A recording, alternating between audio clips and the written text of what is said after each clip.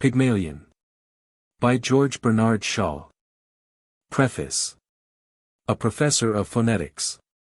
As will be seen later on, Pygmalion needs, not a preface, but a sequel, which I have supplied in its due place. The English have no respect for their language, and will not teach their children to speak it. They spell it so abominably that no man can teach himself what it sounds like. It is impossible for an Englishman to open his mouth without making some other Englishman hate or despise him. German and Spanish are accessible to foreigners, English is not accessible even to Englishmen.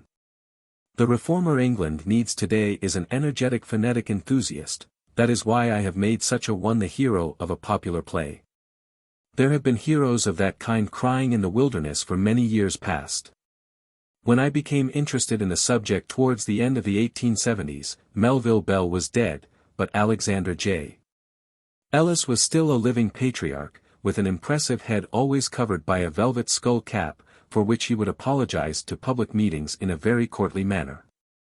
He and Tito Pagliardini, another phonetic veteran, were men whom it was impossible to dislike. Henry Sweet, then a young man, lacked their sweetness of character, he was about as conciliatory to conventional mortals as Ibsen or Samuel Butler. His great ability as a phonetician, he was, I think, the best of them all at his job, would have entitled him to high official recognition, and perhaps enabled him to popularize his subject. But for his satanic contempt for all academic dignitaries and persons in general who thought more of Greek than of phonetics.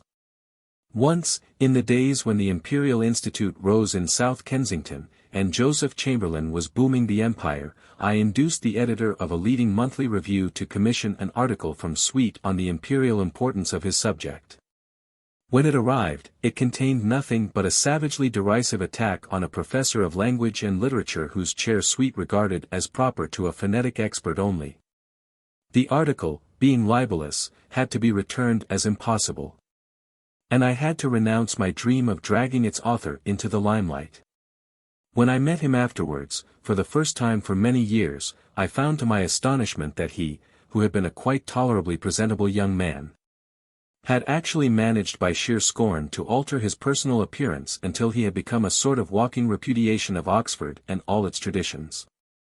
It must have been largely in his own despite that he was squeezed into something called a readership of phonetics there. The future of phonetics rests probably with his pupils, who all swore by him. But nothing could bring the man himself into any sort of compliance with the university, to which he nevertheless clung by divine right in an intensely Oxonian way. I dare say his papers, if he has left any, include some satires that may be published without too destructive results 50 years hence. He was, I believe, not in the least an ill-natured man, very much the opposite, I should say. But he would not suffer fools gladly. Those who knew him will recognize in my third act the allusion to the patent shorthand in which he used to write postcards, and which may be acquired from a 4 and 6-penny manual published by the Clarendon Press. The postcards which Mrs. Higgins describes are such as I have received from Sweet. I would decipher a sound which a Cockney would represent by zere, and a Frenchman by seu, and then write demanding with some heat what on earth it meant. Sweet, with boundless contempt for my stupidity, would reply that it not only meant but obviously was the word result, as no other word containing that sound, and capable of making sense with the context, existed in any language spoken on earth. That less expert mortals should require fuller indications was beyond Sweet's patience. Therefore, though the whole point of his current shorthand is that it can express every sound in the language perfectly, vowels as well as consonants, and that your hand has to make no stroke except the easy and current ones with which you write M, N, and U, L, P, and Q, scribbling them at whatever angle comes easiest to you. His unfortunate determination to make this remarkable and quite legible script serve also as a shorthand reduced it in his own practice to the most inscrutable of cryptograms. His true objective was the provision of a full, accurate, legible script for our noble but ill-dressed language, but he was led past that by his contempt for the popular Pitman system of shorthand, which he called the pitfall system. The triumph of Pitman was a triumph of business organization. There was a weekly paper to persuade you to learn Pitman, there were cheap textbooks and exercise books and transcripts of speeches for you to copy. And schools where experienced teachers coached you up to the necessary proficiency. Sweet could not organize his market in that fashion. He might as well have been the Sibyl who tore up the leaves of prophecy that nobody would attend to. The 4 and 6-penny manual, mostly in his lithographed handwriting, that was never vulgarly advertised, may perhaps some day be taken up by a syndicate and pushed upon the public as the Times pushed the Encyclopaedia Britannica. But until then it will certainly not prevail against Pitman. I have bought 3 copies of it during my lifetime, and I am informed by the publishers that its cloistered existence is still a steady and healthy one. I actually learned the system too several times, and yet the shorthand in which I am writing these lines is Pitman's. And the reason is, that my secretary cannot transcribe Sweet, having been perforce taught in the schools of Pitman. Therefore, Sweet railed at Pitman as vainly as Thersites railed at Ajax. His raillery, however it may have eased his soul, gave no popular vogue to current shorthand. Pygmalion Higgins is not a portrait of Sweet, to whom the adventure of Eliza Doolittle would have been impossible. Still, as will be seen, there are touches of Sweet in the play. With Higgins's physique and temperament Sweet might have set the Thames on fire. As it was, he impressed himself professionally on Europe to an extent that made his comparative personal obscurity, and the failure of Oxford to do justice to his eminence, a puzzle to foreign specialists in his subject. I do not blame Oxford, because I think Oxford is quite right in demanding a certain social amenity from its nurslings. Heaven knows it is not exorbitant in its requirements. For although I well know how hard it is for a man of genius with a seriously underrated subject to maintain serene and kindly relations with the men who underrate it, and who keep all the best places for less important subjects which they profess without originality and sometimes without much capacity for them, still, if he overwhelms them with wrath and disdain, he cannot expect them to heap honors on him. Of the later generations of phoneticians I know little. Among them towers the poet laureate, to whom perhaps Higgins may owe his Miltonic sympathies, though here again I must disclaim all portraiture. But if the play makes the public aware that there are such people as phoneticians, and that they are among the most important people in England at present, it will serve its turn. I wish to boast that Pygmalion has been an extremely successful play all over Europe and North America as well as at home. It is so intensely and deliberately didactic, and its subject is esteemed so dry, that I delight in throwing it at the heads of the wiseacres who repeat the parrot cry that art should never be didactic. It goes to prove my contention that art should never be anything else. Finally, and for the encouragement of people troubled with accents that cut them off from all high employment, I may add that the change wrought by Professor Higgins in the Flower Girl is neither impossible nor uncommon. The modern concierge's daughter who fulfills her ambition by playing the Queen of Spain in Ruy Blas at the Théâtre Français is only one of many thousands of men and women who have sloughed off their native dialects and acquired a new tongue. But the thing has to be done scientifically, or the last state of the aspirant may be worse than the first. An honest and natural slum dialect is more tolerable than the attempt of a phonetically untaught person to imitate the vulgar dialect of the golf club. And I am sorry to say that in spite of the efforts of our Academy of Dramatic Art, there is still too much sham golfing English on our stage, and too little of the noble English of Forbes Robertson. How do you find this book? Any thoughts about the book or the author? Any suggestion for improvement? Please take a moment to share your thoughts in a comment. If you like it, share it with your friends who might enjoy it as well. Subscribe to keep in touch. Visit CompleteAudiobooks.com for more quality content. Act I. Covent Garden at 11:15 p.m. Torrents of heavy summer rain. Cab whistles blowing frantically in all directions. Pedestrians running for shelter into the market and under the portico of St. Paul's Church, where there are already several people, among them a lady and her daughter in evening dress. They are all peering out gloomily at the rain, except one man with his back turned to the rest, who seems wholly preoccupied with a notebook in which he is writing busily. The church clock strikes the first quarter.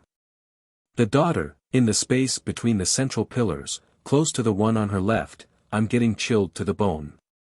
What can Freddie be doing all this time? He's been gone 20 minutes. The mother, on her daughter's right, not so long. But he ought to have got us a cab by this.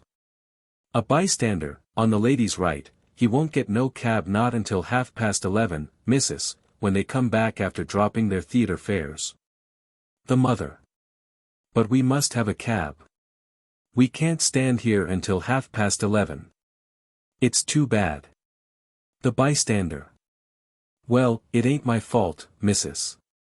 The daughter. If Freddie had a bit of gumption, he would have got one at the theatre door. The mother. What could he have done, poor boy? The daughter. Other people got cabs. Why couldn't he?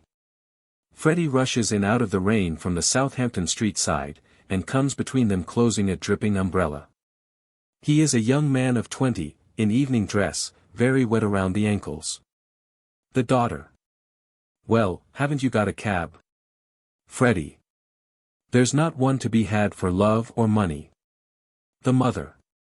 Oh, Freddie, there must be one. You can't have tried. The daughter. It's too tiresome. Do you expect us to go and get one ourselves? Freddie. I tell you they're all engaged.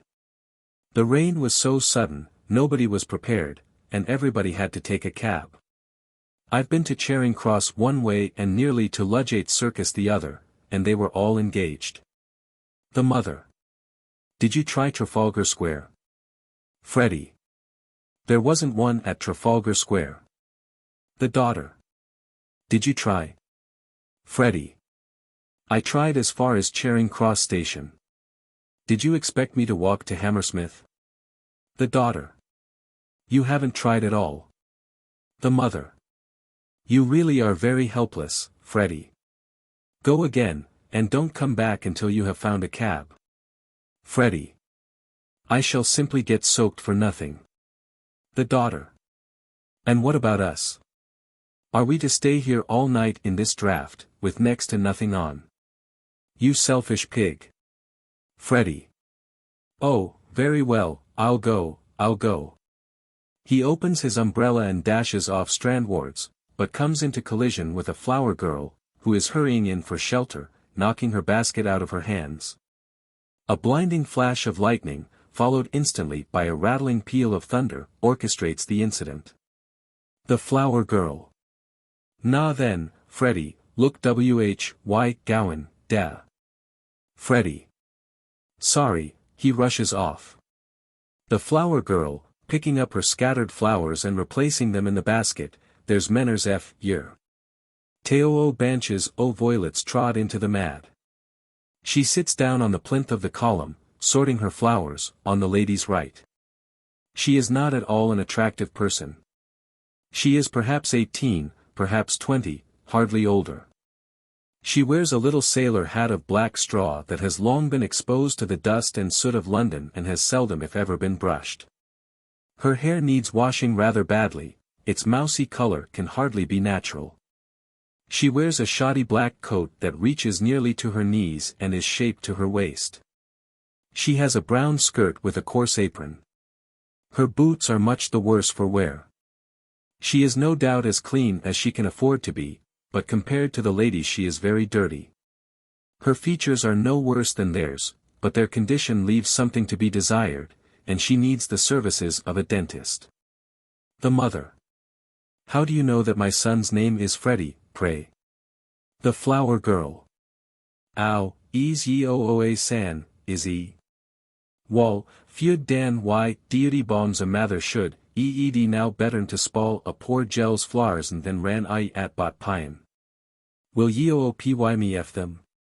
Here, with apologies, this desperate attempt to represent her dialect without a phonetic alphabet must be abandoned as unintelligible outside London. The daughter. Do nothing of the sort, mother. The idea. The mother. Please allow me, Clara. Have you any pennies? The daughter. No. I've nothing smaller than sixpence. The flower girl, hopefully, I can give you change for a tanner, kind lady. The mother, to Clara, give it to me. Clara parts reluctantly. Now, to the girl, this is for your flowers. The flower girl. Thank you kindly, lady. The daughter. Make her give you the change. These things are only a penny a bunch. The mother. Do hold your tongue, Clara. To the girl. You can keep the change. The flower girl. Oh, thank you, lady. The mother. Now tell me how you know that young gentleman's name. The flower girl. I didn't. The mother. I heard you call him by it. Don't try to deceive me. The flower girl, protesting, who's trying to deceive you? I called him Freddie or Charlie, same as you might yourself if you was talking to a stranger and wished to be pleasant. She sits down beside her basket. The daughter. Sixpence thrown away. Really, Mama, you might have spared Freddie that. She retreats in disgust behind the pillar. An elderly gentleman of the amiable military type rushes into shelter, and closes a dripping umbrella. He is in the same plight as Freddie, very wet about the ankles. He is in evening dress, with a light overcoat. He takes the place left vacant by the daughter's retirement. The gentleman. Phew. The mother, to the gentleman, oh, sir, is there any sign of it stopping? The gentleman. I'm afraid not. It started worse than ever about 2 minutes ago. He goes to the plinth beside the flower girl, puts up his foot on it. And stoops to turn down his trouser ends. The mother. Oh, dear. She retires sadly and joins her daughter. The flower girl, taking advantage of the military gentleman's proximity to establish friendly relations with him. If it's worse, it's a sign it's nearly over. So cheer up, Captain, and buy a flower off a poor girl. The gentleman. I'm sorry, I haven't any change. The flower girl. I can give you change, Captain. The gentleman. For a sovereign. I've nothing less. The flower girl. Garn. Oh, do buy a flower off me, Captain. I can change half a crown. Take this for twopence. The gentleman. Now don't be troublesome, there's a good girl. Trying his pockets, I really haven't any change. Stop, here's 3 halfpence, if that's any use to you. He retreats to the other pillar. The flower girl, disappointed, but thinking 3 halfpence better than nothing, thank you, sir. The bystander, to the girl, you be careful, give him a flower for it. There's a bloke here behind taking down every blessed word you're saying. All turn to the man who is taking notes. The flower girl, springing up terrified, I ain't done nothing wrong by speaking to the gentleman. I've a right to sell flowers if I keep off the curb. Hysterically, I'm a respectable girl, so help me, I never spoke to him except to ask him to buy a flower off me. General hubbub, mostly sympathetic to the flower girl, but deprecating her excessive sensibility. Cries of don't start hollerin'. Who's hurting you? Nobody's going to touch you. What's the good of fussing? Steady on. Easy, easy, etc., come from the elderly staid spectators, who pat her comfortingly. Less patient ones bid her shut her head, or ask her roughly what is wrong with her. A remoter group, not knowing what the matter is, crowd in and increase the noise with question and answer. What's the row? What'd she do? Where is he? A tech taking her down. What? Him. Yes, him over there, took money off the gentleman, etc. The flower girl, distraught and mobbed, breaks through them to the gentleman, crying mildly, oh, sir, don't let him charge me. You do know what it means to me. They'll take away my character and drive me on the streets for speaking to gentlemen. They. The note-taker, coming forward on her right, the rest crowding after him, there. Who's hurting you, you silly girl? What do you take me for? The bystander. It's all right, he's a gentleman, look at his boots. Explaining to the note-taker, she thought you was a coppa's nark, sir. The note-taker, with quick interest, what's a coppa's nark? The bystander, inept at definition, it's a coppa's narc, as you might say. What else would you call it? A sort of informer. The flower girl, still hysterical, I take my Bible oath I never said a word. The note-taker, overbearing but good-humored, oh, shut up, shut up. Do I look like a policeman? The flower girl, far from reassured, then what did you take down my words for? How do I know whether you took me down right? You just show me what you've wrote about me. The note-taker opens his book and holds it steadily under her nose, though the pressure of the mob trying to read it over his shoulders would upset a weaker man. What's that? That ain't proper writing. I can't read that. The note-taker. I can. Reads, reproducing her pronunciation exactly, cheer AP, Captain, N, Hoya Flar Orpha Poor Gel. The flower girl, much distressed, it's because I called him Captain. I meant no harm. To the gentleman, oh, sir, don't let him lay a charge agin me for a word like that. You. The gentleman. Charge. I make no charge. To the note-taker, really, sir, if you are a detective, you need not begin protecting me against molestation by young women until I ask you. Anybody could see that the girl meant no harm. The bystanders generally, demonstrating against police espionage, course they could. What business is it of yours? You mind your own affairs. He wants promotion, he does. Taking down people's words. Girl never said a word to him. What harm if she did? Nice thing a girl can't shelter from the rain without being insulted, etc., etc., etc. She is conducted by the more sympathetic demonstrators back to her plinth, where she resumes her seat and struggles with her emotion. The bystander. He ain't a tech. He's a blooming busybody, that's what he is. I tell you, look at his boots. The note-taker, turning on him genially, and how are all your people down at Chelsea? The bystander, suspiciously, who told you my people come from Chelsea? The note-taker. Never you mind. They did. To the girl, how do you come to be up so far east? You were born in Lisson Grove. The flower girl, appalled, oh, what harm is there in my leaving Lisson Grove? It wasn't fit for a pig to live in, and I had to pay 4 and 6 a week. In tears, oh, boo, hoo, oh oh. The note-taker. Live where you like, but stop that noise. The gentleman, to the girl, come, come. He can't touch you, you have a right to live where you please. A sarcastic bystander, thrusting himself between the note-taker and the gentleman, Park Lane, for instance. I'd like to go into the housing question with you, I would. The flower girl, subsiding into a brooding melancholy over her basket, and talking very low-spiritedly to herself, I'm a good girl, I am. The sarcastic bystander, not attending to her, do you know where I come from? The note-taker, promptly, Hoxton.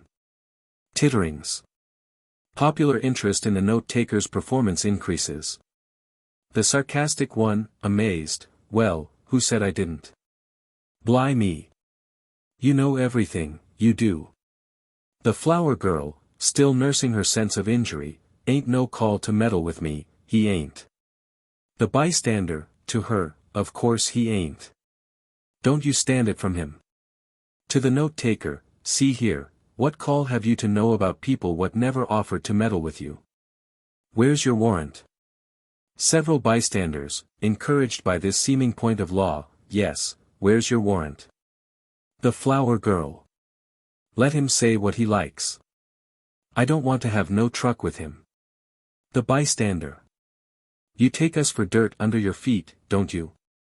Catch you taking liberties with a gentleman. The sarcastic bystander.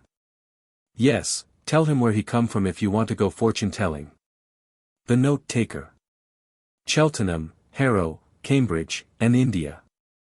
The gentleman. Quite right. Great laughter. Reaction in the note-taker's favor. Exclamations of he knows all about it. Told him proper. Hear him tell the toff where he come from. etc. May I ask, sir, do you do this for your living at a music hall? The note-taker. I've thought of that. Perhaps I shall some day. The rain has stopped. And the persons on the outside of the crowd begin to drop off. The flower girl, resenting the reaction, he's no gentleman, he ain't, to interfere with a poor girl. The daughter, out of patience, pushing her way rudely to the front and displacing the gentleman, who politely retires to the other side of the pillar. What on earth is Freddie doing? I shall get pneumonia if I stay in this draft any longer. The note-taker, to himself, hastily making a note of her pronunciation of Monia, Olscourt. The daughter, violently, will you please keep your impertinent remarks to yourself? The note-taker. Did I say that out loud? I didn't mean to. I beg your pardon. Your mother's Epsom, unmistakably. The mother, advancing between her daughter and the note-taker, how very curious. I was brought up in Large Lady Park, near Epsom. The note-taker, uproariously amused, ha. Ha. What a devil of a name. Excuse me.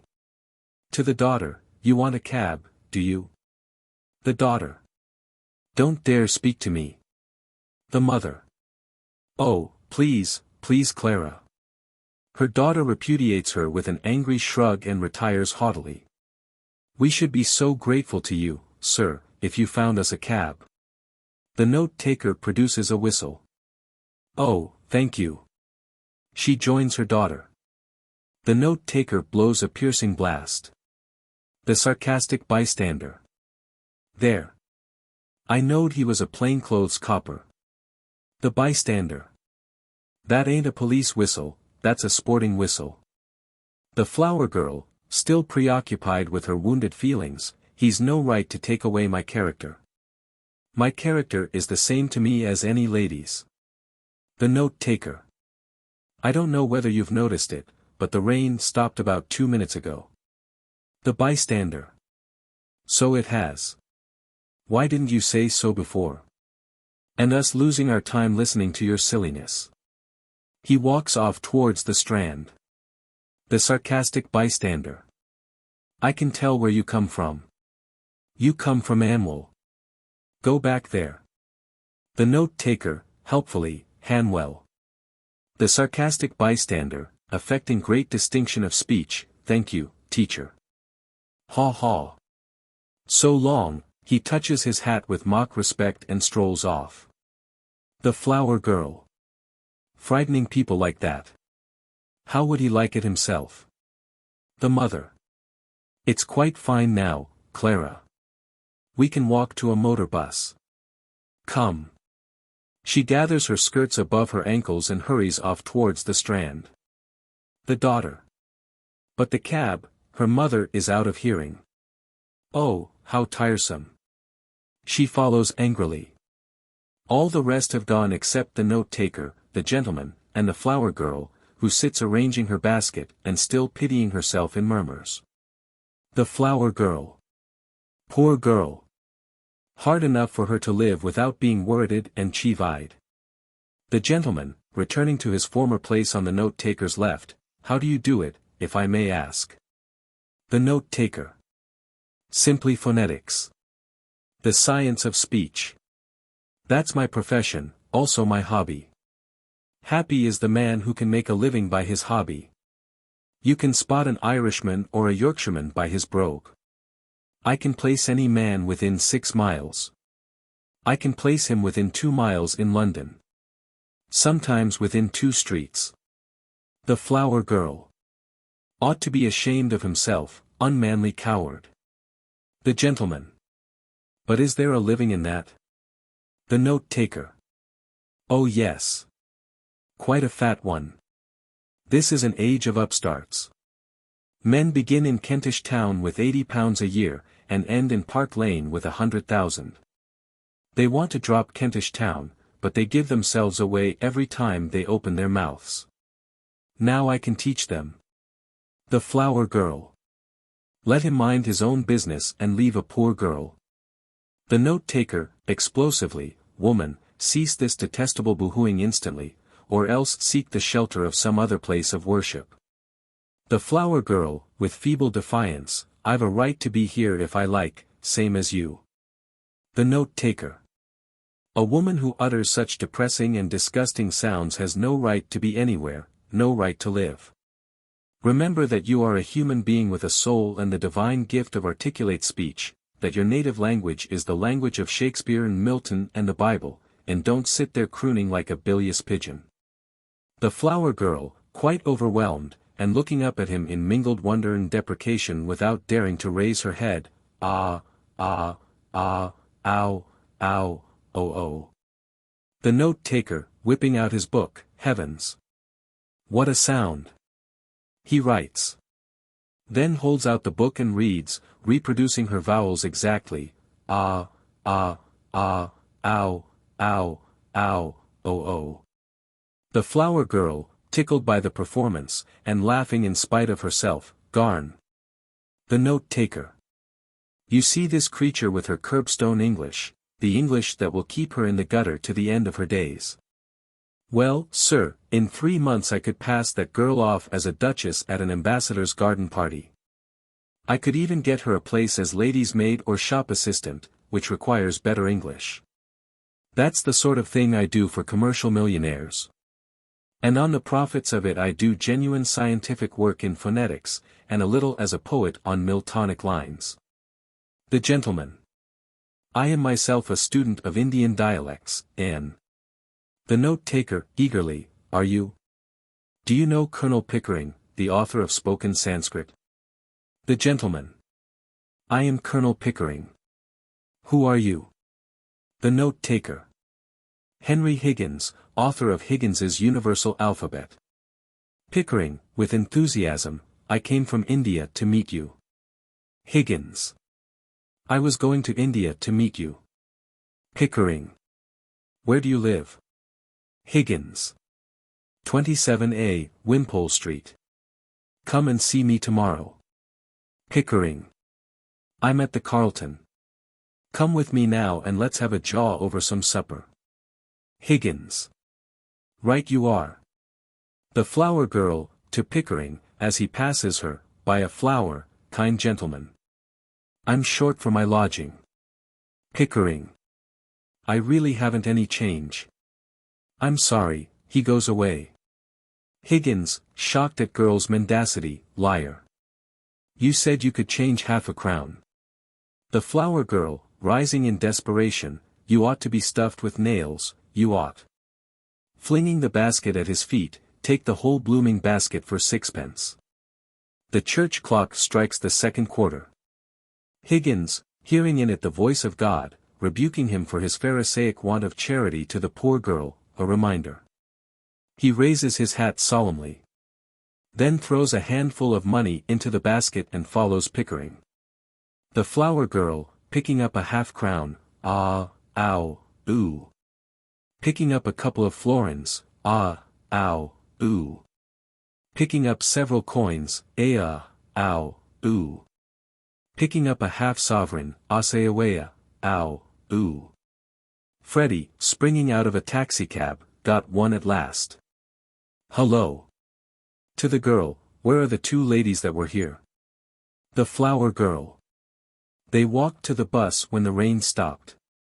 Freddie. And left me with a cab on my hands. Damnation. The flower girl, with grandeur, never you mind, young man. I'm going home in a taxi. She sails off to the cab. The driver puts his hand behind him and holds the door firmly shut against her. Quite understanding his mistrust, she shows him her handful of money. 8pence ain't no object to me, Charlie. He grins and opens the door. Angel Court, Drury Lane, round the corner of Michaeljohn's oil shop. Let's see how fast you can make her hop it. She gets in and pulls the door to with a slam as the taxicab starts. Freddie. Well, I'm dashed. Act 2. Next day at 11 a.m. Higgins's laboratory in Wimpole Street. It is a room on the 1st floor, looking on the street, and was meant for the drawing room. The double doors are in the middle of the back hall. And persons entering find in the corner to their right two tall file cabinets at right angles to one another against the walls. In this corner stands a flat writing table, on which are a phonograph, a laryngoscope, a row of tiny organ pipes with a bellows, a set of lamp chimneys for singing flames with burners attached to a gas plug in the wall by an india-rubber tube, several tuning forks of different sizes, a life-size image of half a human head, showing in section the vocal organs, and a box containing a supply of wax cylinders for the phonograph. Further down the room, on the same side, is a fireplace, with a comfortable leather-covered easy chair at the side of the hearth nearest the door, and a coal scuttle. There is a clock on the mantelpiece. Between the fireplace and the phonograph table is a stand for newspapers. On the other side of the central door, to the left of the visitor, is a cabinet of shallow drawers. On it is a telephone and the telephone directory. The corner beyond, and most of the side wall, is occupied by a grand piano, with the keyboard at the end furthest from the door, and a bench for the player extending the full length of the keyboard. On the piano is a dessert dish heaped with fruit and sweets, mostly chocolates. The middle of the room is clear. Besides the easy chair, the piano bench, and two chairs at the phonograph table, there is one stray chair. It stands near the fireplace. On the walls, engravings, mostly Piranesi's and mezzotint portraits. No paintings. Pickering is seated at the table, putting down some cards and a tuning fork which he has been using. Higgins is standing up near him, closing 2 or 3 file drawers which are hanging out. He appears in the morning light as a robust, vital, appetizing sort of man of 40 or thereabouts, dressed in a professional-looking black frock coat with a white linen collar and black silk tie. He is of the energetic, scientific type, heartily, even violently interested in everything that can be studied as a scientific subject, and careless about himself and other people, including their feelings. He is, in fact, but for his years and size, rather like a very impetuous baby, taking notice eagerly and loudly, and requiring almost as much watching to keep him out of unintended mischief. His manner varies from genial bullying when he is in a good humor to stormy petulance when anything goes wrong, but he is so entirely frank and void of malice that he remains likable even in his least reasonable moments. Higgins, as he shuts the last drawer, well, I think that's the whole show. Pickering. It's really amazing. I haven't taken half of it in, you know. Higgins. Would you like to go over any of it again? Pickering, rising and coming to the fireplace, where he plants himself with his back to the fire. No, thank you, not now. I'm quite done up for this morning. Higgins, following him, and standing beside him on his left, tired of listening to sounds. Pickering. Yes. It's a fearful strain. I rather fancied myself because I can pronounce 24 distinct vowel sounds. But your 130 beat me. I can't hear a bit of difference between most of them. Higgins, chuckling, and going over to the piano to eat sweets. Oh, that comes with practice. You hear no difference at first. But you keep on listening, and presently you find they're all as different as if be. Mrs. Pierce looks in. She is Higgins's housekeeper. What's the matter? Miss Pierce, hesitating, evidently perplexed. A young woman wants to see you, sir. Higgins. A young woman. What does she want? Mrs. Pierce. Well, sir, she says you'll be glad to see her when you know what she's come about. She's quite a common girl, sir. Very common indeed. I should have sent her away, only I thought perhaps you wanted her to talk into your machines. I hope I've not done wrong, but really you see such queer people sometimes. You'll excuse me, I'm sure, sir. Higgins. Oh, that's all right, Mrs. Pierce. Has she an interesting accent? Mrs. Pierce. Oh, something dreadful, sir, really. I don't know how you can take an interest in it. Higgins, to Pickering, let's have her up. Show her up, Mrs. Pierce. He rushes across to his working table and picks out a cylinder to use on the phonograph. Miss Pierce, only half resigned to it. Very well, sir. It's for you to say. She goes downstairs. Higgins. This is rather a bit of luck.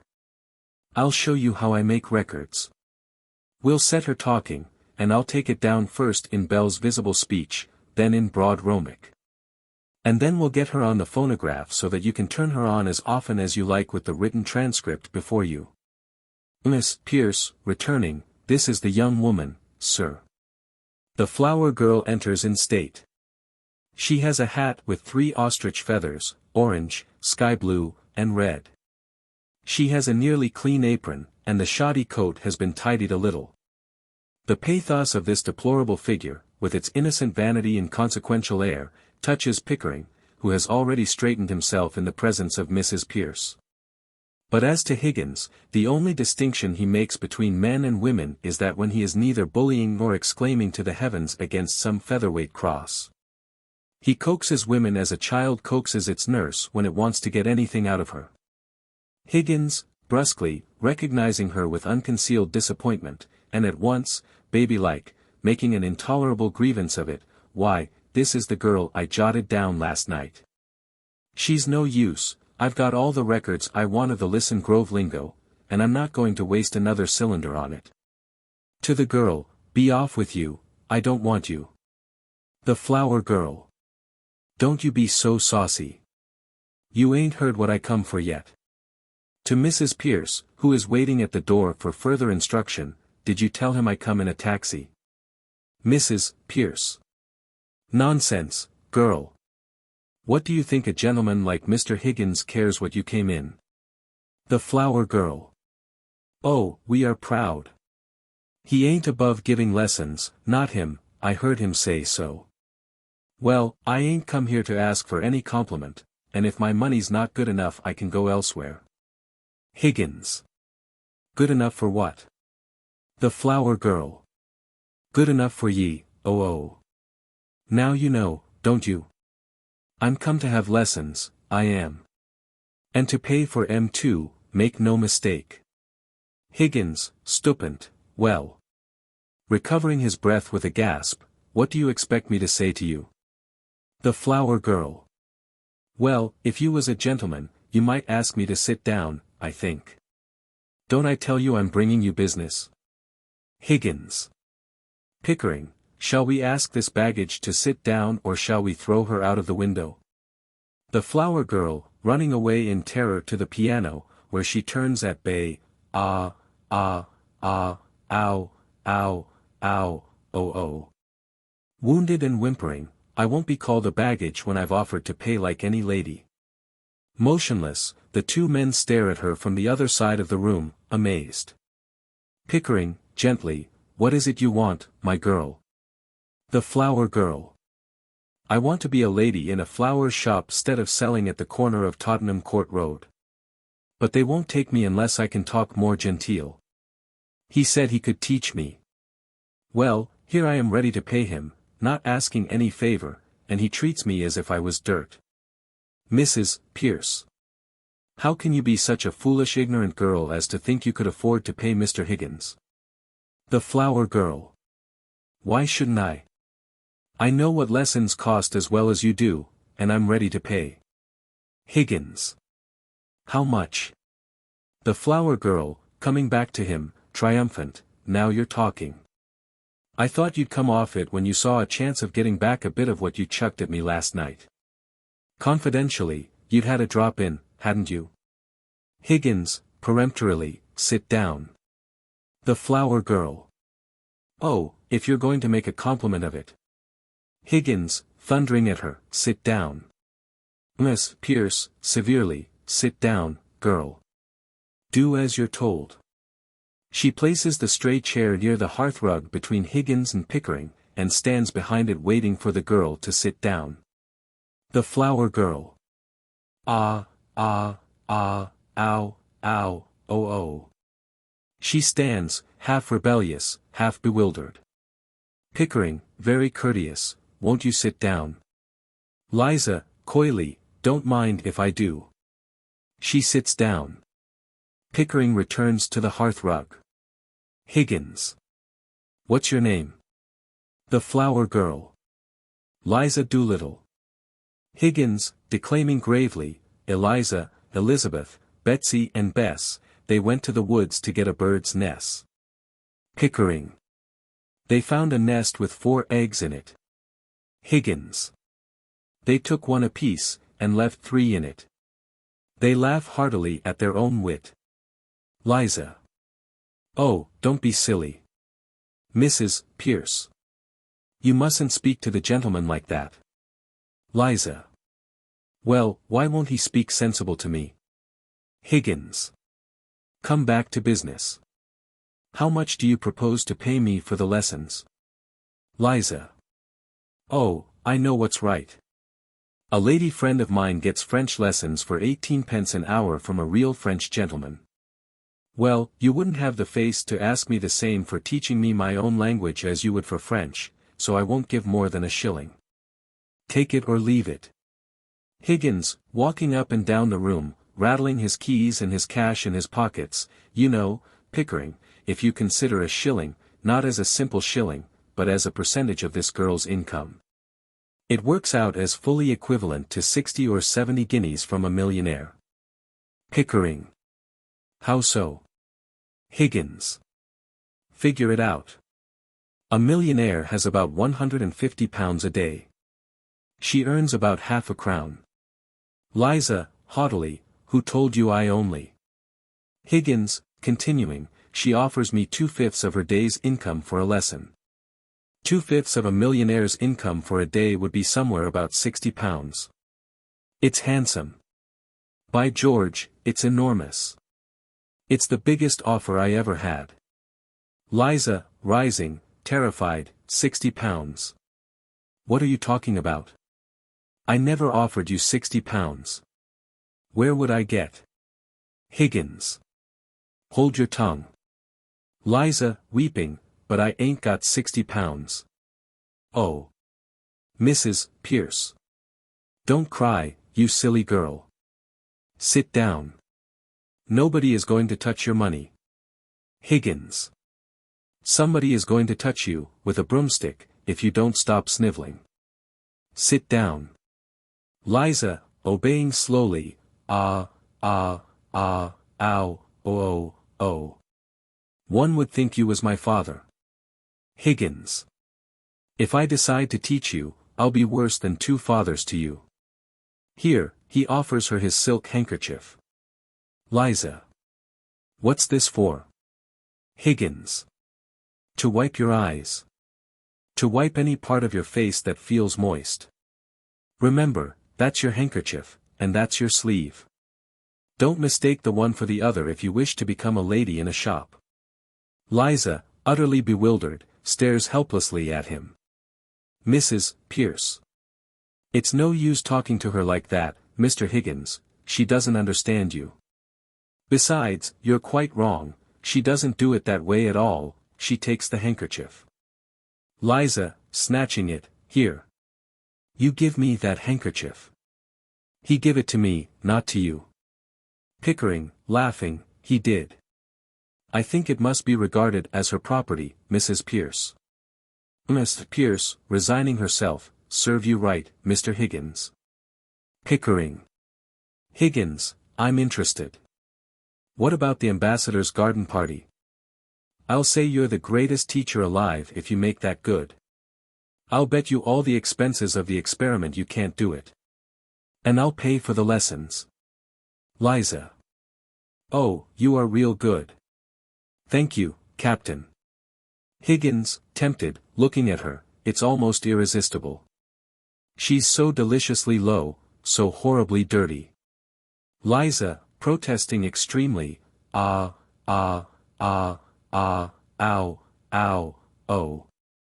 I ain't dirty, I washed my face and hands afore I come, I did. Pickering. You're certainly not going to turn her head with flattery, Higgins. Miss Pierce, uneasy, oh, don't say that, sir, there's more ways than one of turning a girl's head, and nobody can do it better than Mr. Higgins, though he may not always mean it. I do hope, sir, you won't encourage him to do anything foolish. Higgins, becoming excited as the idea grows on him, What is life but a series of inspired follies? The difficulty is to find them to do. Never lose a chance, it doesn't come every day. I shall make a duchess of this draggle-tailed guttersnipe. Liza, strongly deprecating this view of her, ow, oh. Higgins, carried away, yes, in 6 months, in 3 if she has a good ear and a quick tongue, I'll take her anywhere and pass her off as anything. We'll start today, now. This moment. Take her away and clean her, Mrs. Pierce. Monkey brand, if it won't come off any other way. Is there a good fire in the kitchen? Mrs. Pierce, protesting. Yes, but. Higgins, storming on, take all her clothes off and burn them. Ring up Whiteley or somebody for new ones. Wrap her up in brown paper till they come. Liza. You're no gentleman, you're not, to talk of such things. I'm a good girl, I am, and I know what the like of you are, I do. Higgins. We want none of your Listen Grove prudery here, young woman. You've got to learn to behave like a duchess. Take her away, Mrs. Pierce. If she gives you any trouble, wallop her. Liza, springing up and running between Pickering and Mrs. Pierce for protection, no. I'll call the police, I will. Mrs. Pierce. But I've no place to put her. Higgins. Put her in the dustbin. Liza. Ow, oh. Pickering. Oh come, Higgins. Be reasonable. Miss Pierce, resolutely, you must be reasonable, Mr. Higgins, really you must. You can't walk over everybody like this. Higgins, thus scolded, subsides. The hurricane is succeeded by a zephyr of amiable surprise. Higgins, with professional exquisiteness of modulation, I walk over everybody. My dear Mrs. Pierce, my dear Pickering, I never had the slightest intention of walking over anyone. All I propose is that we should be kind to this poor girl. We must help her to prepare and fit herself for her new station in life. If I did not express myself clearly, it was because I did not wish to hurt her delicacy, or yours. Liza, reassured, steals back to her chair. Miss Pierce, to Pickering, well, did you ever hear anything like that, sir? Pickering, laughing heartily, never, Mrs. Pierce, never. Higgins, patiently, what's the matter? Mrs. Pierce. Well, the matter is, sir, that you can't take a girl up like that as if you were picking up a pebble on the beach. Higgins. Why not? Mrs. Pierce. Why not? But you don't know anything about her. What about her parents? She may be married. Liza. Garn. Higgins. There. As the girl very properly says, Garn. Married indeed. Don't you know that a woman of that class looks a worn-out drudge of 50 a year after she's married? Liza. Who'd marry me? Higgins, suddenly resorting to the most thrillingly beautiful low tones in his best elocutionary style, by George, Eliza, the streets will be strewn with the bodies of men shooting themselves for your sake before I've done with you. Mrs. Pierce. Nonsense, sir. You mustn't talk like that to her. Liza, rising and squaring herself determinedly, I'm going away. He's off his chump, he is. I don't want no bommies teaching me. Higgins, wounded in his tenderest point by her insensibility to his elocution, oh, indeed. I'm mad, am I? Very well, Mrs. Pierce, you needn't order the new clothes for her. Throw her out. Liza, whimpering, nah, ow. You got no right to touch me. Mrs. Pierce. You see now what comes of being saucy. Indicating the door, this way, please. Liza, almost in tears, I didn't want no clothes. I wouldn't have taken them, she throws away the handkerchief. I can buy my own clothes. Higgins, deftly retrieving the handkerchief and intercepting her on her reluctant way to the door. "You're an ungrateful wicked girl. This is my return for offering to take you out of the gutter and dress you beautifully and make a lady of you." "Mrs. Pierce." "Stop, Mr. Higgins. I won't allow it. It's you that are wicked. Go home to your parents, girl, and tell them to take better care of you." "Liza. I ain't got no parents. They told me I was big enough to earn my own living and turned me out." "Mrs. Pierce. Where's your mother?" "Liza. I ain't got no mother. Her that turned me out was my sixth stepmother. But I done without them. And I'm a good girl, I am." "Higgins. Very well, then, what on earth is all this fuss about? The girl doesn't belong to anybody, is no use to anybody but me." He goes to Mrs. Pierce and begins coaxing. "You can adopt her, Mrs. Pierce. I'm sure a daughter would be a great amusement to you. Now don't make any more fuss. Take her downstairs, Anne." "Mrs. Pierce. But what's to become of her? Is she to be paid anything? Do be sensible, sir."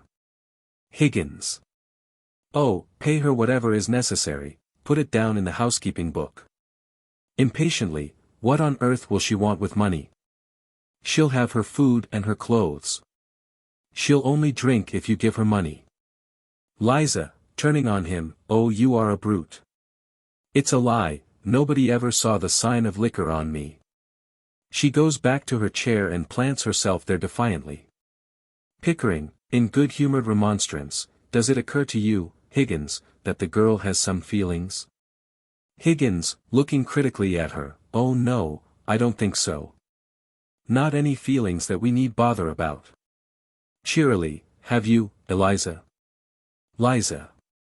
I got my feelings same as anyone else." Higgins, to Pickering, reflectively, "You see the difficulty?" Pickering. "Eh? What difficulty?" Higgins. "To get her to talk grammar. The mere pronunciation is easy enough." Liza. "I don't want to talk grammar. I want to talk like a lady." Mrs. Pierce. "Will you please keep to the point, Mr. Higgins? I want to know on what terms the girl is to be here. Is she to have any wages? And what is to become of her when you've finished your teaching? You must look ahead a little." Higgins, impatiently, "What's to become of her if I leave her in the gutter? Tell me that, Mrs. Pierce." Mrs. Pierce. "That's her own business, not yours, Mr. Higgins." Higgins. "Well, when I've done with her, we can throw her back into the gutter. And then it will be her own business again, so that's all right." Liza.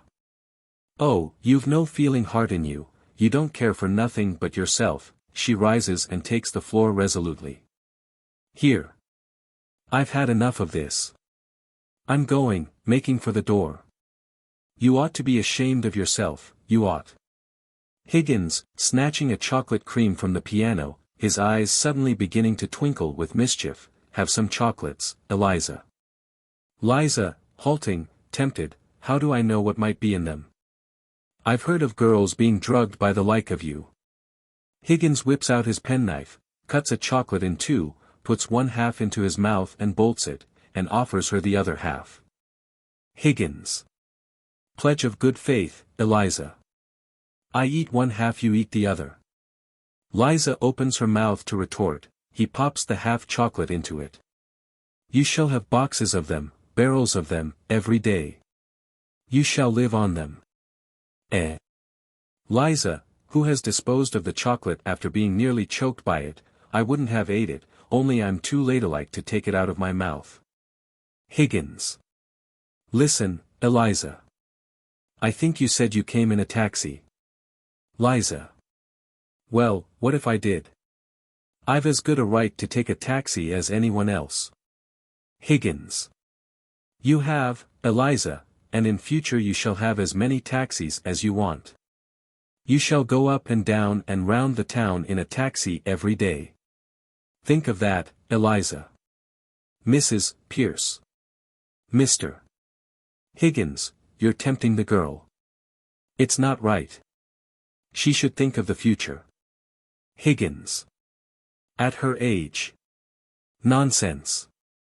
Time enough to think of the future when you haven't any future to think of. No, Eliza, do as this lady does, think of other people's futures, but never think of your own.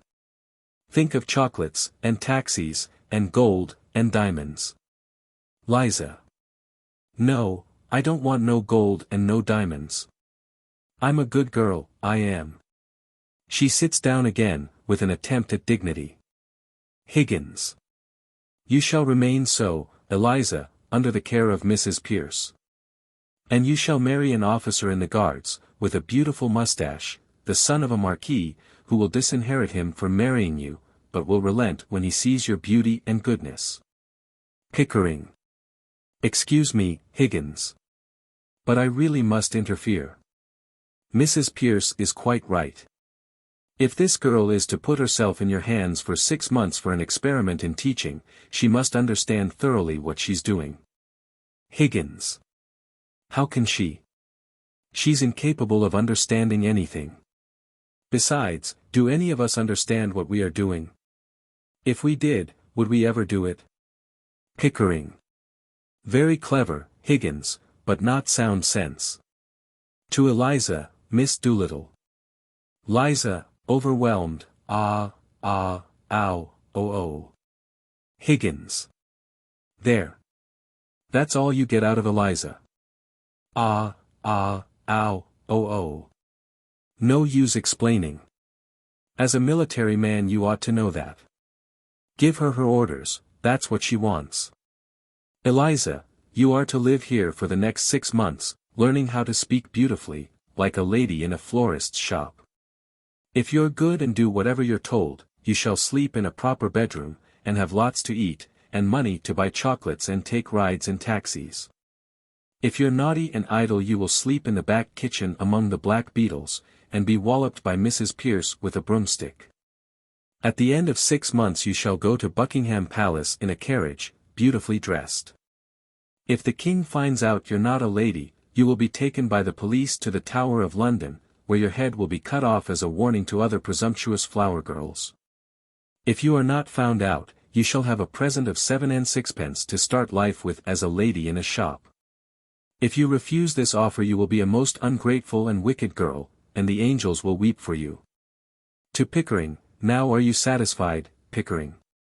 To Mrs. Pierce, can I put it more plainly and fairly, Mrs. Pierce? Miss Pierce, patiently, I think you'd better let me speak to the girl properly in private. I don't know that I can take charge of her or consent to the arrangement at all.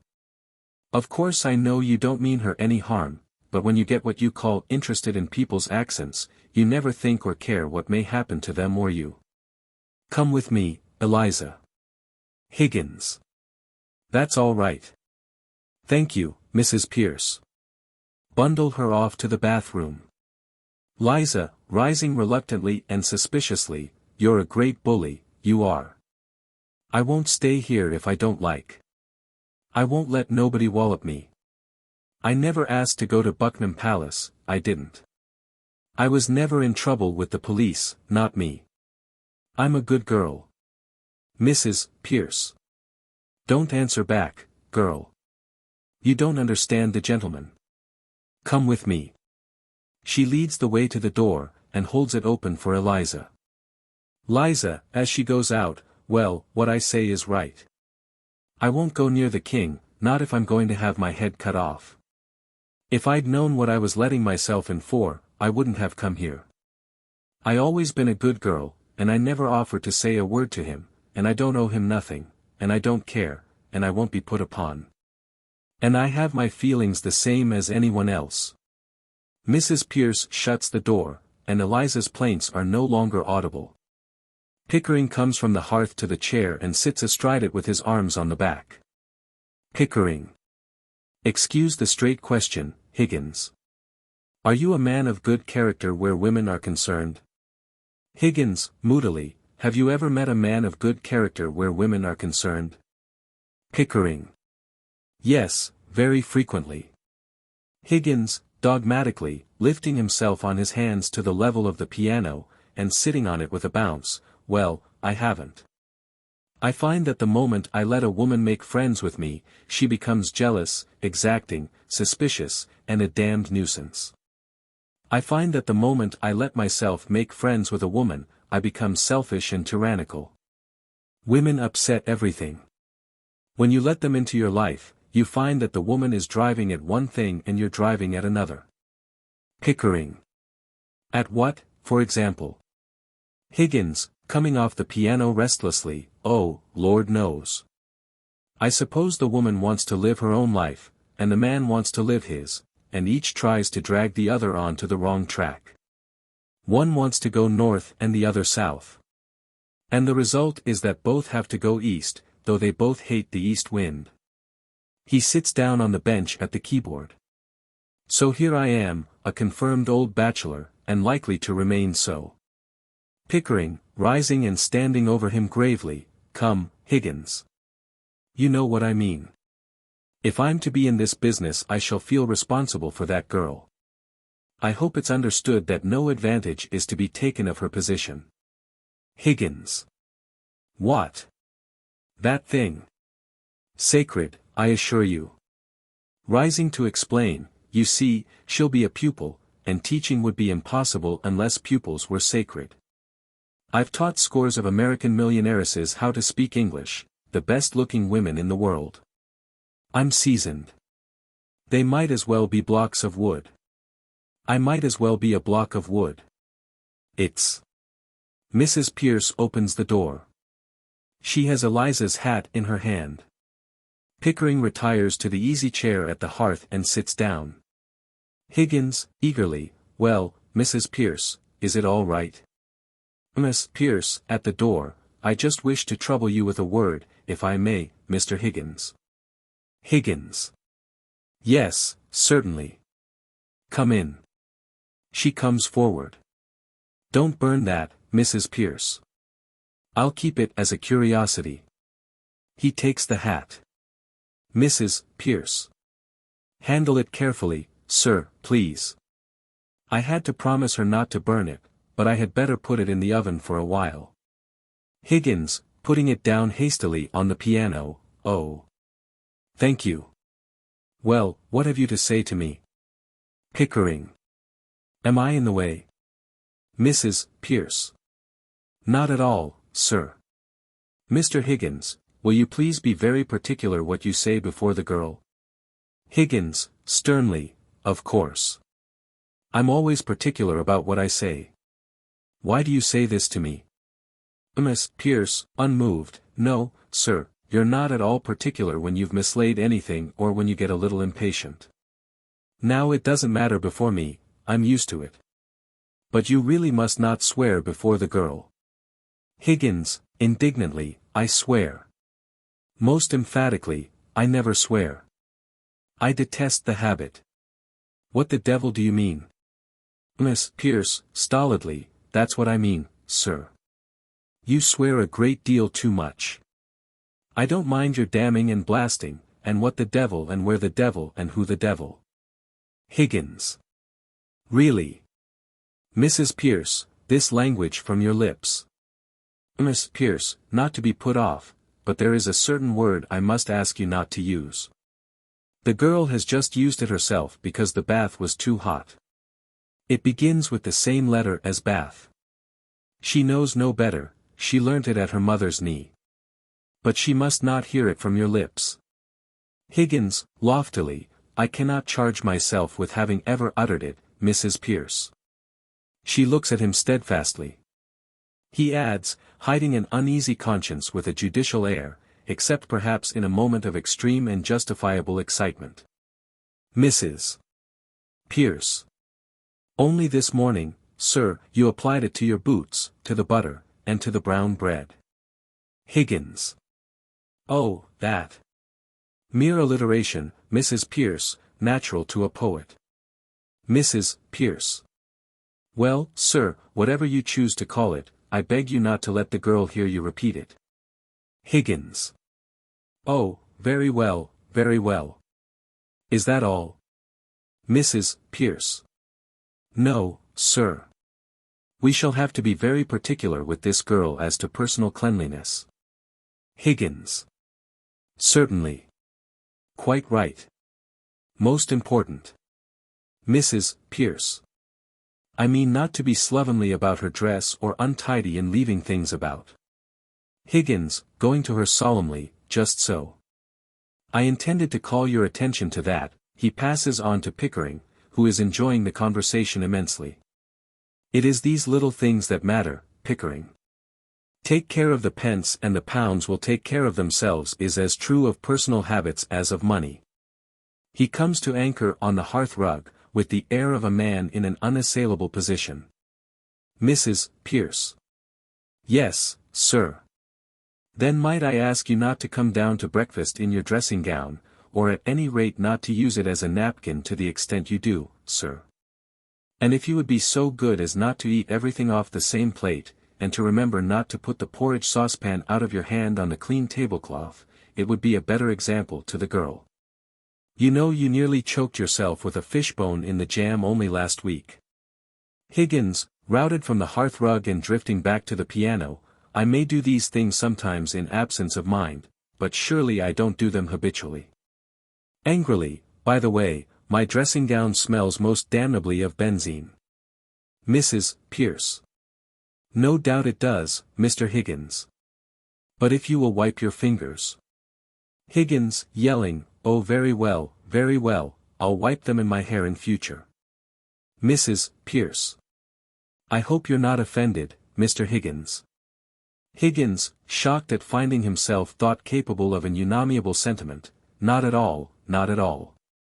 You're quite right, Mrs. Pierce, I shall be particularly careful before the girl. Is that all? Mrs. Pierce. No, sir. Might she use some of those Japanese dresses you brought from abroad? I really can't put her back into her old things. Higgins. Certainly. Anything you like. Is that all? Mrs. Pierce. Thank you, sir. That's all. She goes out. Higgins. You know, Pickering, that woman has the most extraordinary ideas about me. Here I am, a shy, diffident sort of man. I've never been able to feel really grown up and tremendous, like other chaps. And yet she's firmly persuaded that I'm an arbitrary overbearing bossing kind of person. I can't account for it. Mrs. Pierce returns. Mrs. Pierce. If you please, sir, the trouble's beginning already. There's a dustman downstairs, Alfred Doolittle, wants to see you. He says you have his daughter here. Pickering, rising, phew. I say. He retreats to the hearth-rug. Higgins, promptly, send the blackguard up. Mrs. Pierce. Oh, very well, sir. She goes out. Pickering. He may not be a blackguard, Higgins. Higgins. Nonsense. Of course he's a blackguard. Pickering. Whether he is or not, I'm afraid we shall have some trouble with him. Higgins, confidently, oh no, I think not. If there's any trouble he shall have it with me, not I with him. And we are sure to get something interesting out of him. Pickering. About the girl? Higgins. No. I mean his dialect. Pickering. Oh. Miss Pierce, at the door, Doolittle, sir. She admits Doolittle and retires. Alfred Doolittle is an elderly but vigorous dustman, clad in the costume of his profession, including a hat with a back brim covering his neck and shoulders. He has well-marked and rather interesting features, and seems equally free from fear and conscience. He has a remarkably expressive voice, the result of a habit of giving vent to his feelings without reserve. His present pose is that of wounded honor and stern resolution. Doolittle, at the door, uncertain which of the two gentlemen is his man, Professor Higgins. Higgins. Here. Good morning. Sit down. Doolittle. Morning, Governor. He sits down magisterially. I come about a very serious matter, Governor. Higgins, to Pickering, brought up in Hounslow. Mother Welsh, should think. Doolittle opens his mouth, amazed. Higgins continues, what do you want, Doolittle? Doolittle, menacingly, I want my daughter, that's what I want. See? Higgins. Of course you do. You're her father, aren't you? You don't suppose anyone else wants her, do you? I'm glad to see you have some spark of family feeling left. She's upstairs. Take her away at once. Doolittle, rising, fearfully taken aback, what? Higgins. Take her away. Do you suppose I'm going to keep your daughter for you? Doolittle, remonstrating, now, look here, Governor. Is this reasonable? Is it fair to take advantage of a man like this? The girl belongs to me. You got her. Where do I come in? He sits down again. Higgins. Your daughter had the audacity to come to my house and ask me to teach her how to speak properly so that she could get a place in a flower shop. This gentleman and my housekeeper have been here all the time. Bullying him, how dare you come here and attempt to blackmail me? You sent her here on purpose. Doolittle, protesting, no, Governor. Higgins. You must have. How else could you possibly know that she is here? Doolittle. Don't take a man up like that, Governor. Higgins. The police shall take you up. This is a plot to extort money by threats. I shall telephone for the police. He goes resolutely to the telephone and opens the directory. Doolittle. Have I asked you for a brass farthing? I leave it to the gentleman here. Have I said a word about money? Higgins, throwing the book aside and marching down on Doolittle with a poser, what else did you come for? Doolittle, sweetly, well, what would a man come for? Be human, Governor. Higgins, disarmed, Alfred, did you put her up to it? Doolittle. So help me, Governor, I never did. I take my Bible oath I ain't seen the girl these 2 months past. Higgins. Then how did you know she was here? Doolittle, most musical, most melancholy, I'll tell you, Governor, if you'll only let me get a word in. I'm willing to tell you. I'm wanting to tell you. I'm waiting to tell you. Higgins. Pickering, this chap has a certain natural gift of rhetoric. Observe the rhythm of his native woodnotes wild. I'm willing to tell you, I'm wanting to tell you, I'm waiting to tell you. Sentimental rhetoric. That's the Welsh strain in him. It also accounts for his mendacity and dishonesty. Pickering. Oh, please, Higgins, I'm West Country myself. To Doolittle, how did you know the girl was here if you didn't send her? Doolittle. It was like this, Governor. The girl took a boy in the taxi to give him a jaunt. Son of her landlady, he is. He hung about on the chance of her giving him another ride home. Well, she sent him back for her luggage when she heard you was willing for her to stop here. I met the boy at the corner of Long Acre and Endell Street. Higgins. Public house. Yes. Doolittle. The poor man's club, Governor, why shouldn't I? Pickering. Do let him tell his story, Higgins. Doolittle. He told me what was up. And I ask you, what was my feelings and my duty as a father? I says to the boy, you bring me the luggage, I says. Pickering. Why didn't you go for it yourself? Doolittle. Landlady wouldn't have trusted me with it, Governor. She's that kind of woman, you know. I had to give the boy a penny afore he trusted me with it, the little swine. I brought it to her just to oblige you like, and make myself agreeable. That's all. Higgins. How much luggage? Doolittle. Musical instrument, Governor. A few pictures, a trifle of jewelry, and a bird cage. She said she didn't want no clothes. What was I to think from that, Governor? I ask you as a parent, what was I to think?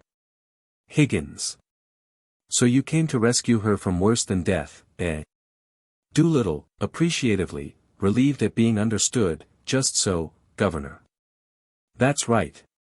Pickering. But why did you bring her luggage if you intended to take her away? Doolittle. Have I said a word about taking her away? Have I now? Higgins, determinedly, you're going to take her away, double quick.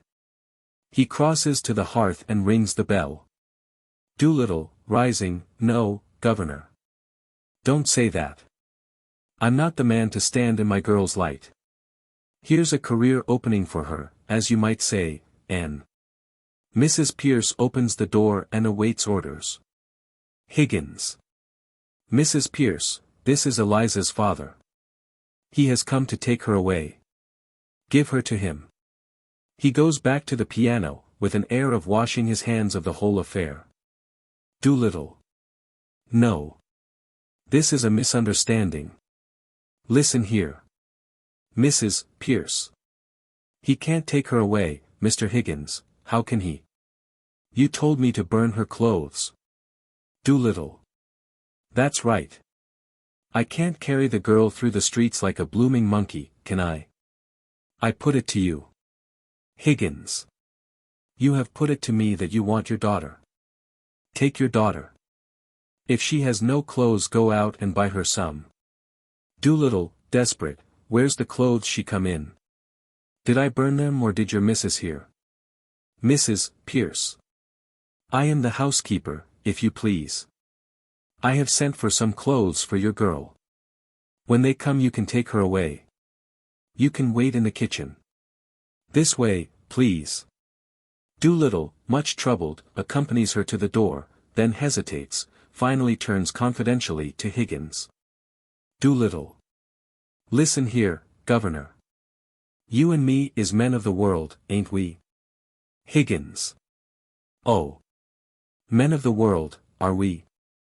You'd better go, Mrs. Pierce. Mrs. Pierce. I think so, indeed, sir. She goes, with dignity. Pickering. The floor is yours, Mr. Doolittle. Doolittle, to Pickering, I thank you, Governor. To Higgins, who takes refuge on the piano bench, a little overwhelmed by the proximity of his visitor, for Doolittle has a professional flavor of dust about him. Well, the truth is, I've taken a sort of fancy to you, Governor.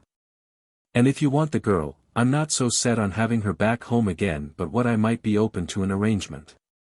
Regarded in the light of a young woman, she's a fine handsome girl. As a daughter she's not worth her keep. And so I tell you straight. All I ask is my rights as a father, and you're the last man alive to expect me to let her go for nothing, for I can see you're one of the straight sort, Governor. Well, what's a £5 note to you? And what's Eliza to me? He returns to his chair and sits down judicially. Pickering. I think you ought to know, Doolittle, that Mr. Higgins's intentions are entirely honorable. Doolittle. Course they are, Governor. If I thought they wasn't, I'd ask 50. Higgins, revolted, do you mean to say, you callous rascal, that you would sell your daughter for £50? Doolittle. Not in a general way I wouldn't. But to oblige a gentleman like you I'd do a good deal, I do assure you. Pickering. Have you no morals, man? Doolittle, unabashed, can't afford them, Governor. Neither could you if you was as poor as me. Not that I mean any harm, you know. But if Liza is going to have a bit out of this, why not me too? Higgins, troubled, I don't know what to do, Pickering. There can be no question that as a matter of morals it's a positive crime to give this chap a farthing. And yet I feel a sort of rough justice in his claim. Doolittle. That's it, Governor. That's all I say. A father's heart, as it were. Pickering. Well, I know the feeling, but really it seems hardly right. Doolittle. Don't say that, Governor. Don't look at it that way. What am I, governors both? I ask you, what am I? I'm one of the undeserving poor, that's what I am. Think of what that means to a man. It means that he's up egging middle-class morality all the time. If there's anything going, and I put in for a bit of it, it's always the same story: you're undeserving, so you can't have it. But my needs is as great as the most deserving widows that ever got money out of 6 different charities in 1 week for the death of the same husband. I don't need less than a deserving man, I need more. I don't eat less hearty than him. And I drink a lot more. I want a bit of amusement, 'cause I'm a thinking man. I want cheerfulness and a song and a band when I feel low. Well, they charge me just the same for everything as they charge the deserving. What is middle-class morality? Just an excuse for never giving me anything. Therefore, I ask you, as 2 gentlemen, not to play that game on me. I'm playing straight with you. I ain't pretending to be deserving. I'm undeserving, and I mean to go on being undeserving. I like it. And that's the truth.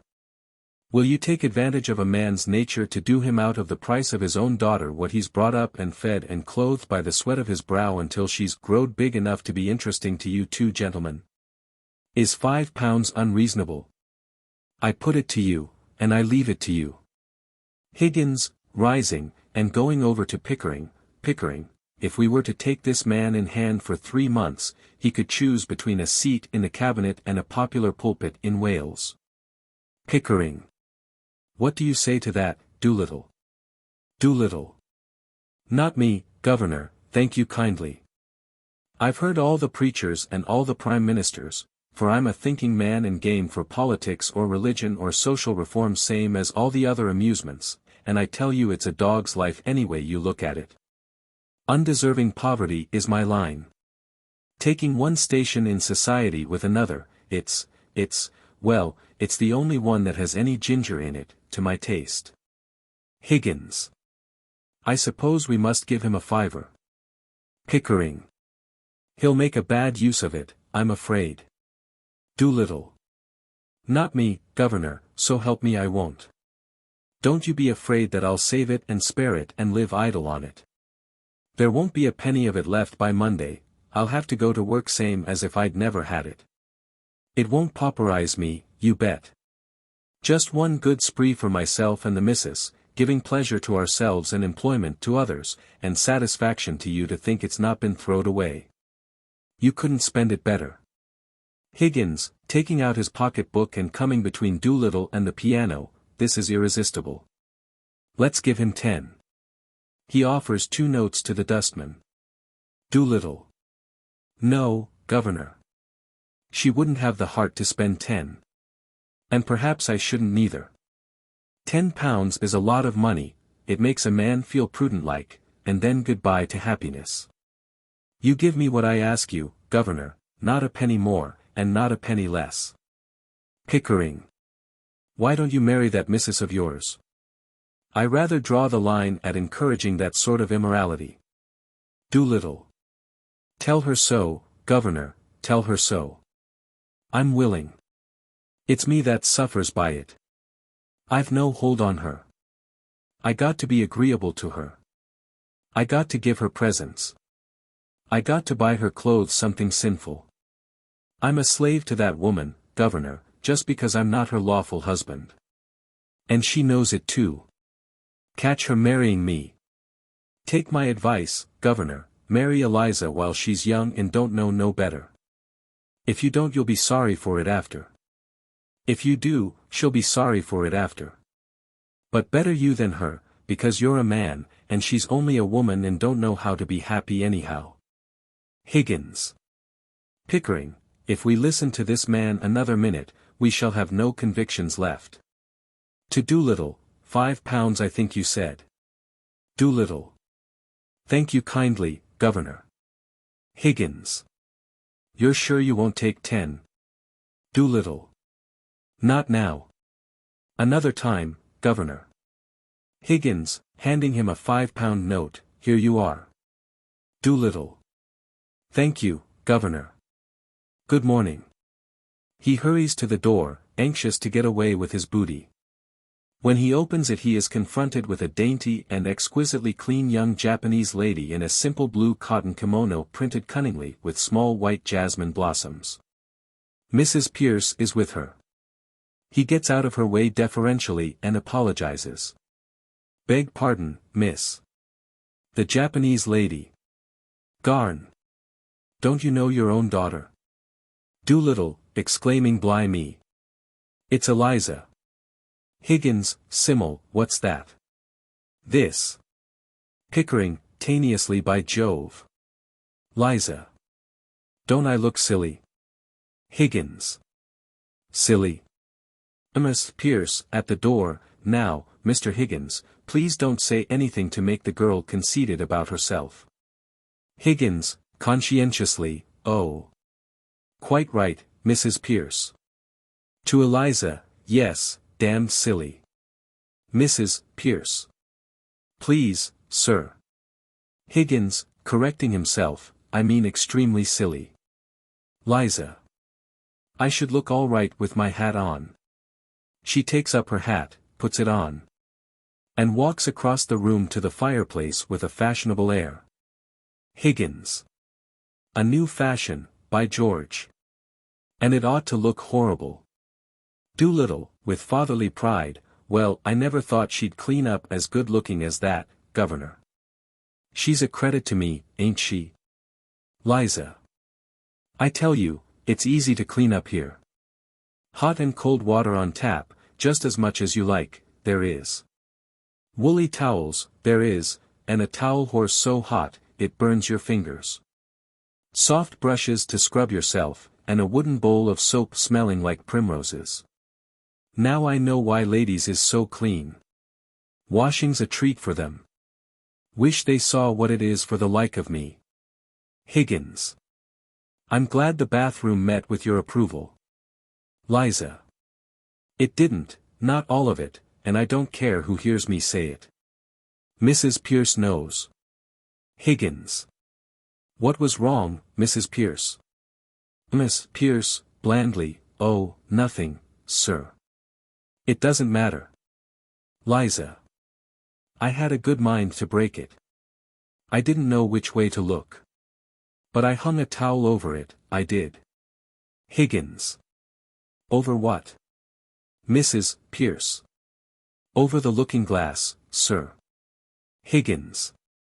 Doolittle, "You have brought your daughter up too strictly." Doolittle. "Me? I never brought her up at all, except to give her a lick of a strap now and again. Don't put it on me, governor. She ain't accustomed to it, you see, that's all. But she'll soon pick up your free and easy ways." Liza. "I'm a good girl, I am.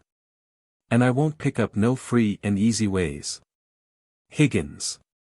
"Eliza, if you say again that you're a good girl, your father shall take you home." Liza. "Not him. You don't know my father. All he come here for was to touch you for some money to get drunk on." Doolittle. "Well, what else would I want money for? To put into the plate in church, I suppose." She puts out her tongue at him. He is so incensed by this that Pickering presently finds it necessary to step between them. "Don't you give me none of your lip, and don't let me hear you giving this gentleman any of it neither, or you'll hear from me about it. See?" Higgins. "Have you any further advice to give her before you go, Doolittle? Your blessing, for instance." Doolittle. "No, governor, I ain't such a mug as to put up my children to all I know myself. Hard enough to hold them in without that. If you want Eliza's mind improved, governor, you do it yourself with a strap. So long, gentlemen." He turns to go. Higgins, impressively, "Stop. You'll come regularly to see your daughter. It's your duty, you know. My brother is a clergyman, and he could help you in your talks with her." Doolittle, evasively, "Certainly. I'll come, governor. Not just this week, because I have a job at a distance. But later on you may depend on me. Afternoon, gentlemen." "Afternoon, ma'am." He takes off his hat to Mrs. Pierce, who disdains the salutation and goes out. He winks at Higgins, thinking him probably a fellow sufferer from Mrs. Pierce's difficult disposition, and follows her. Liza. Don't you believe the old liar. He'd as soon you set a bulldog on him as a clergyman. You won't see him again in a hurry. Higgins. I don't want to, Eliza. Do you? Liza. Not me. I don't want never to see him again, I don't. He's a disgrace to me, he is, collecting dust, instead of working at his trade. Pickering. What is his trade, Eliza? Liza. Talking money out of other people's pockets into his own. His proper trade's a navvy, and he works at it sometimes too, for exercise, and earns good money at it. Ain't you going to call me Miss Doolittle any more? Pickering. I beg your pardon, Miss Doolittle. It was a slip of the tongue. Liza. Oh, I don't mind, only it sounded so genteel. I should just like to take a taxi to the corner of Tottenham Court Road and get out there and tell it to wait for me, just to put the girls in their place a bit. I wouldn't speak to them, you know. Pickering. Better wait till we get you something really fashionable. Higgins. Besides, you shouldn't cut your old friends now that you have risen in the world. That's what we call snobbery. Liza. You don't call the like of them my friends now, I should hope. They've took it out of me often enough with their ridicule when they had the chance, and now I mean to get a bit of my own back. But if I'm to have fashionable clothes, I'll wait. I should like to have some. Mrs. Pierce says you're going to give me some to wear in bed at night different to what I wear in the daytime, but it do seem a waste of money when you could get something to show. Besides, I never could fancy changing into cold things on a winter night. Miss Pierce, coming back, now, Eliza. The new things have come for you to try on. Liza. Ah, ow, oh, ooh. She rushes out. Miss Pierce, following her, oh, don't rush about like that, girl, she shuts the door behind her. Higgins. Pickering, we have taken on a stiff job. Pickering, with conviction, Higgins, we have. Act 3. It is Mrs. Higgins's at-home day. Nobody has yet arrived. Her drawing room, in a flat on Chelsea Embankment, has 3 windows looking on the river. And the ceiling is not so lofty as it would be in an older house of the same pretension. The windows are open, giving access to a balcony with flowers in pots. If you stand with your face to the windows, you have the fireplace on your left and the door in the right-hand wall close to the corner nearest the windows. Mrs. Higgins was brought up on Morris and Burne-Jones. And her room, which is very unlike her son's room in Wimpole Street, is not crowded with furniture and little tables and knickknacks. In the middle of the room there is a big ottoman. And this, with the carpet, the Morris wallpapers, and the Morris chintz window curtains and brocade covers of the ottoman and its cushions, supply all the ornament, and are much too handsome to be hidden by odds and ends of useless things. A few good oil paintings from the exhibitions in the Grosvenor Gallery 30 years ago, the Burne-Jones, not the Whistler side of them, are on the walls. The only landscape is a Cecil Lawson on the scale of a Rubens. There is a portrait of Mrs. Higgins as she was when she defied fashion in her youth in one of the beautiful Rossetian costumes which, when caricatured by people who did not understand, led to the absurdities of popular aestheticism in the 1870s. In the corner diagonally opposite the door Mrs. Higgins, now over 60 and long past taking the trouble to dress out of the fashion, sits writing at an elegantly simple writing table with a bell button within reach of her hand. There is a Chippendale chair further back in the room between her and the window nearest her side. At the other side of the room, further forward, is an Elizabethan chair roughly carved in the taste of Inigo Jones. On the same side a piano in a decorated case. The corner between the fireplace and the window is occupied by a divan cushioned in Morris chintz. It is between 4 and 5 in the afternoon. The door is opened violently.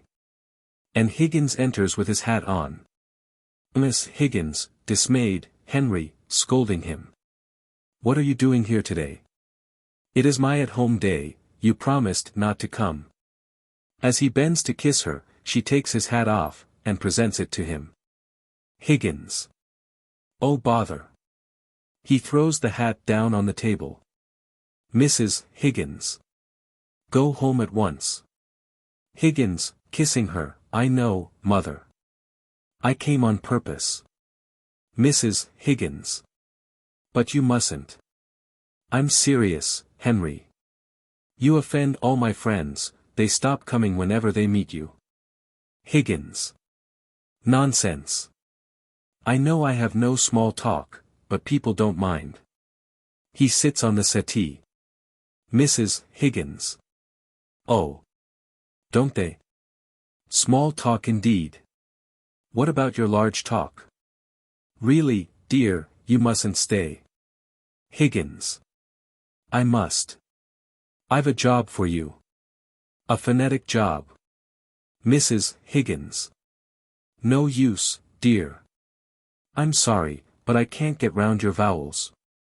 And though I like to get pretty postcards in your patent shorthand, I always have to read the copies in ordinary writing you so thoughtfully send me. Higgins. Well, this isn't a phonetic job. Mrs. Higgins. You said it was. Higgins. Not your part of it. I've picked up a girl. Mrs. Higgins. Does that mean that some girl has picked you up? Higgins. Not at all.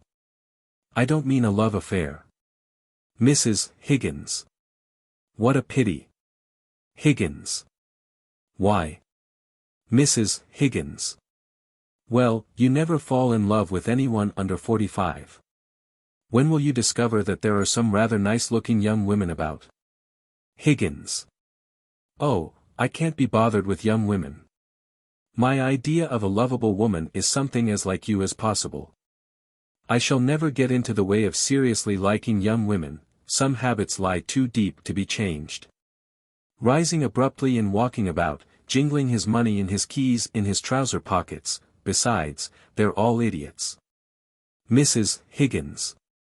Do you know what you would do if you really loved me, Henry? Higgins. Oh bother. What? Marry, I suppose. Mrs. Higgins. No. Stop fidgeting and take your hands out of your pockets. With a gesture of despair, he obeys and sits down again. That's a good boy. Now tell me about the girl. Higgins. She's coming to see you. Mrs. Higgins. I don't remember asking her. Higgins. You didn't. I asked her. If you'd known her you wouldn't have asked her. Mrs. Higgins. Indeed. Why? Higgins. Well, it's like this. She's a common flower girl. I picked her off the curbstone. Mrs. Higgins. And invited her to my at-home.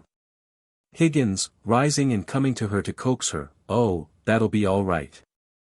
I've taught her to speak properly, and she has strict orders as to her behavior. She's to keep to two subjects, the weather and everybody's health, fine day and how do you do, you know, and not to let herself go on things in general. That will be safe. Mrs. Higgins. Safe. To talk about our health. About our insides. Perhaps about our outsides. How could you be so silly, Henry? Higgins, impatiently, well, she must talk about something. He controls himself and sits down again. Oh, she'll be all right, don't you fuss. Pickering is in it with me. I've a sort of bet on that I'll pass her off as a duchess in 6 months. I started on her some months ago, and she's getting on like a house on fire. I shall win my bet. She has a quick ear. And she's been easier to teach than my middle-class pupils because she's had to learn a complete new language. She talks English almost as you talk French. Mrs. Higgins. That's satisfactory, at all events. Higgins. Well, it is and it isn't. Mrs. Higgins. What does that mean? Higgins. You see, I've got her pronunciation all right, but you have to consider not only how a girl pronounces, but what she pronounces, and that's where. They are interrupted by the parlour-maid, announcing guests. The parlour-maid. Mrs. and Miss Ainsford Hill. She withdraws. Higgins. Oh Lord. He rises, snatches his hat from the table, and makes for the door, but before he reaches it his mother introduces him. Mrs. and Miss Ainsford Hill are the mother and daughter who sheltered from the rain in Covent Garden. The mother is well-bred, quiet, and has the habitual anxiety of straitened means. The daughter has acquired a gay air of being very much at home in society, the bravado of genteel poverty. Miss Ainsford Hill, to Mrs. Higgins, how do you do? They shake hands. Miss Ainsford Hill. How d'you do? She shakes. Mrs. Higgins, introducing, my son Henry. Mrs. Ainsford Hill. Your celebrated son. I have so longed to meet you, Professor Higgins. Higgins, glumly, making no movement in her direction, delighted. He backs against the piano and bows brusquely. Miss Ainsford Hill, going to him with confident familiarity, how do you do? Higgins, staring at her, I've seen you before somewhere. I haven't the ghost of a notion where, but I've heard your voice. Drearily, it doesn't matter. You'd better sit down. Mrs. Higgins. I'm sorry to say that my celebrated son has no manners. You mustn't mind him. Miss Ainsford Hill, gaily, I don't. She sits in the Elizabethan chair. Miss Ainsford Hill, a little bewildered, not at all. She sits on the ottoman between her daughter and Mrs. Higgins, who has turned her chair away from the writing table. Higgins. Oh, have I been rude? I didn't mean to be. He goes to the central window, through which, with his back to the company, he contemplates the river and the flowers in Battersea Park on the opposite bank as if they were a frozen dessert. The parlour-maid returns, ushering in Pickering. The parlour-maid. Colonel Pickering, she withdraws. Pickering. How do you do, Mrs. Higgins? Mrs. Higgins. So glad you've come. Do you know Mrs. Ainsford Hill, Miss Ainsford Hill? Exchange of bows. The Colonel brings the Chippendale chair a little forward between Mrs. Hill and Mrs. Higgins, and sits down. Pickering. Has Henry told you what we've come for? Higgins, over his shoulder, we were interrupted, damn it. Mrs. Higgins. Oh Henry, really. Miss Ainsford Hill, half rising, are we in the way? Miss Higgins, rising and making her sit down again, no. You couldn't have come more fortunately, we want you to meet a friend of ours. Higgins, turning hopefully, yes, by George. We want 2 or 3 people. You'll do as well as anybody else. The parlour-maid returns, ushering Freddie. The parlour-maid. Mr. Ainsford Hill. Higgins, almost audibly, past endurance, God of heaven. Another of them. Freddie, shaking hands with Mrs. Higgins, Adito. Mrs. Higgins. Very good of you to come. Introducing, Colonel Pickering. Freddie, bowing, Adito. Mrs. Higgins. I don't think you know my son, Professor Higgins. Freddie, going to Higgins, Adito. Higgins, looking at him much as if you were a pickpocket, I'll take my oath I've met you before somewhere. Where was it? Freddie. I don't think so. Higgins, resignedly, it don't matter, anyhow. Sit down.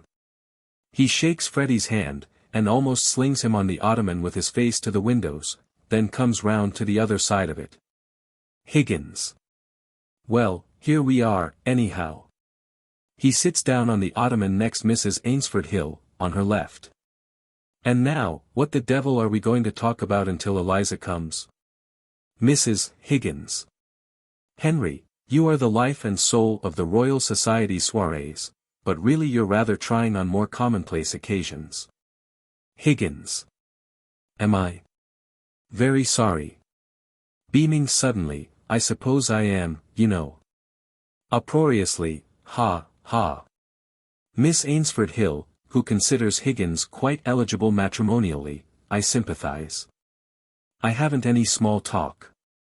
If people would only be frank and say what they really think.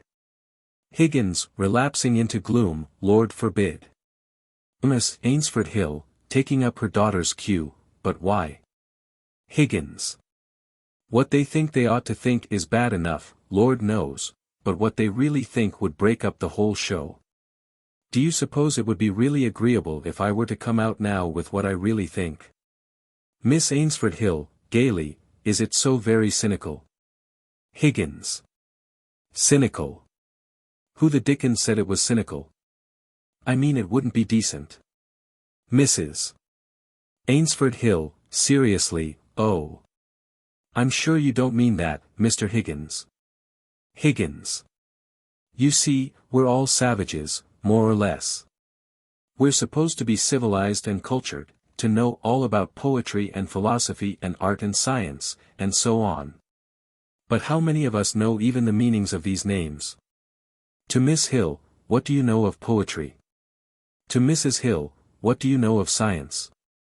Indicating Freddie, what does he know of art or science or anything else? What the devil do you imagine I know of philosophy? Miss Higgins, warningly, or of manners, Henry. The parlour maid, opening the door, Miss Doolittle. She withdraws. Higgins, rising hastily and running to Mrs. Higgins, here she is, mother. He stands on tiptoe and makes signs over his mother's head to Eliza to indicate to her which lady is her hostess. Eliza, who is exquisitely dressed, produces an impression of such remarkable distinction and beauty as she enters that they all rise, quite flustered. Guided by Higgins's signals, she comes to Mrs. Higgins with studied grace. Liza, speaking with pedantic correctness of pronunciation and great beauty of tone, how do you do, Mrs. Higgins? She gasps slightly in making sure of the H in Higgins, but is quite successful. Mr. Higgins told me I might come. Mrs. Higgins, cordially, quite right, I'm very glad indeed to see you. Pickering. How do you do, Miss Doolittle? Liza, shaking hands with him, Colonel Pickering, is it not? Mrs. Ainsford Hill. I feel sure we have met before, Miss Doolittle. I remember your eyes. Liza. How do you do? She sits down on the ottoman gracefully in the place just left vacant by Higgins. Miss Ainsford Hill, introducing, my daughter Clara. Liza. How do you do? Clara, impulsively, how do you do? She sits down on the ottoman beside Eliza, devouring her with her eyes. Freddie, coming to their side of the ottoman, I've certainly had the pleasure. Miss Ainsford Hill, introducing, my son Freddie. Liza. How do you do? Freddie bows and sits down in the Elizabethan chair, infatuated. Higgins, suddenly, by George, yes, it all comes back to me. They stare at him. Covent Garden. Lamentably, what a damn thing. Mrs. Higgins. Henry, please. He is about to sit on the edge of the table. Don't sit on my writing table, you'll break it. Higgins, sulkily, sorry. He goes to the divan, stumbling into the fender and over the fire irons on his way. Extricating himself with muttered imprecations, and finishing his disastrous journey by throwing himself so impatiently on the divan that he almost breaks it. Mrs. Higgins looks at him, but controls herself and says nothing. A long and painful pause ensues. Miss Higgins, at last, conversationally, will it rain, do you think? Liza. The shallow depression in the west of these islands is likely to move slowly in an easterly direction. There are no indications of any great change in the barometrical situation. Freddie. Ha. Ha. How awfully funny. Liza. What is wrong with that, young man? I bet I got it right. Freddie. Killing. Mrs. Ainsford Hill. I'm sure I hope it won't turn cold. There's so much influenza about. It runs right through our whole family regularly every spring. Liza, darkly, my aunt died of influenza, so they said. Miss Ainsford Hill, clicks her tongue sympathetically. Liza, in the same tragic tone, but it's my belief they done the old woman in. Miss Higgins, puzzled, done her in. Liza. Yes, Lord love you. Why should she die of influenza? She come through diphtheria right enough the year before. I saw her with my own eyes. Fairly blue with it, she was. They all thought she was dead, but my father he kept ladling gin down her throat till she came to so sudden that she bit the bowl off the spoon. Miss Ainsford Hill, startled, dear me.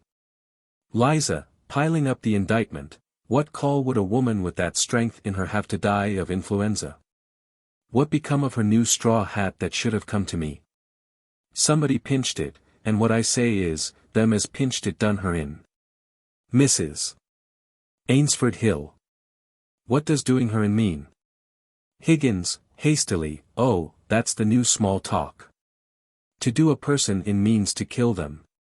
Miss Ainsford Hill, to Eliza, horrified, you surely don't believe that your aunt was killed? Liza. Do I not? Them she lived with would have killed her for a hat pin, let alone a hat. Mrs. Ainsford Hill. But it can't have been right for your father to pour spirits down her throat like that. It might have killed her. Liza. Not her. Gin was mother's milk to her. Besides, he'd poured so much down his own throat that he knew the good of it. Mrs. Ainsford Hill. Do you mean that he drank? Liza. Drank. My word. Something chronic. Mrs. Ainsford Hill. How dreadful for you. Liza. Not a bit. It never did him no harm what I could see. But then he did not keep it up regular.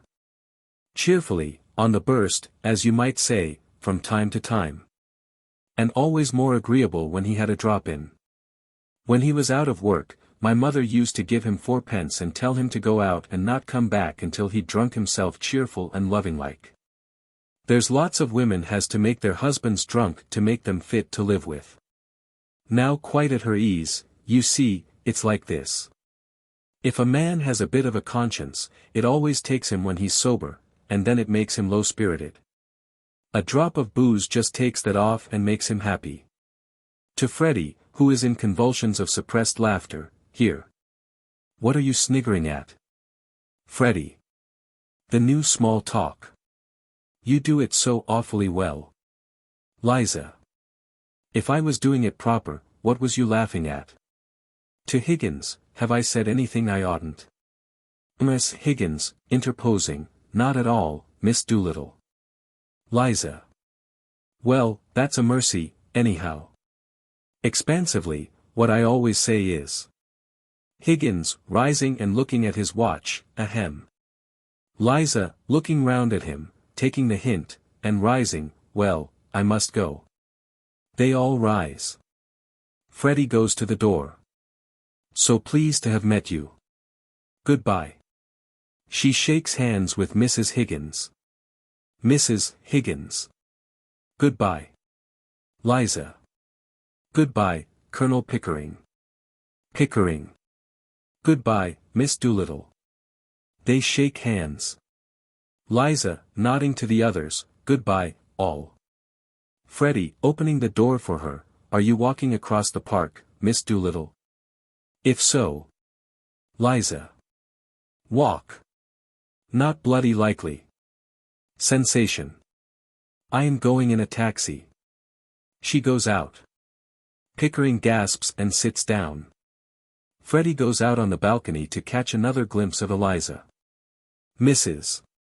Ainsford Hill, suffering from shock, well, I really can't get used to the new ways. Clara, throwing herself discontentedly into the Elizabethan chair. Oh, it's all right, Mama, quite right.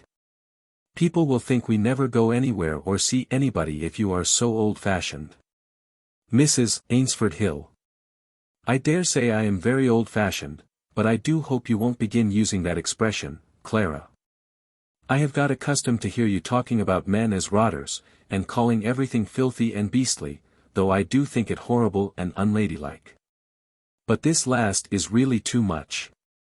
Don't you think so, Colonel Pickering? Pickering. Don't ask me. I've been away in India for several years, and manners have changed so much that I sometimes don't know whether I'm at a respectable dinner table or in a ship's forecastle. Clara. It's all a matter of habit. There's no right or wrong in it. Nobody means anything by it. And it's so quaint, and gives such a smart emphasis to things that are not in themselves very witty.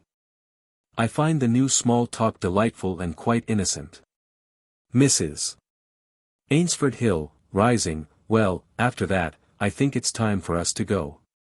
Pickering and Higgins rise. Clara, rising, oh yes, we have 3 at-homes to go to still. Goodbye, Mrs. Higgins. Goodbye, Colonel Pickering. Goodbye, Professor Higgins. Higgins, coming grimly at her from the divan, and accompanying her to the door, goodbye. Be sure you try on that small talk at the 3 at-homes. Don't be nervous about it. Pitch it in strong. Clara, all smiles, I will. Goodbye. Such nonsense, all this early Victorian prudery. Higgins, tempting her, such damned nonsense. Clara. Such bloody nonsense. Miss Ainsford Hill, convulsively, Clara. Clara. Ha. Ha. She goes out radiant, conscious of being thoroughly up to date, and is heard descending the stairs in a stream of silvery laughter. Freddie, to the heavens at large, well, I ask you, he gives it up, and comes to Mrs. Higgins. Goodbye. Mrs. Higgins, shaking hands, goodbye. Would you like to meet Miss Doolittle again? Freddie, eagerly, yes, I should, most awfully. Mrs. Higgins. Well, you know my days.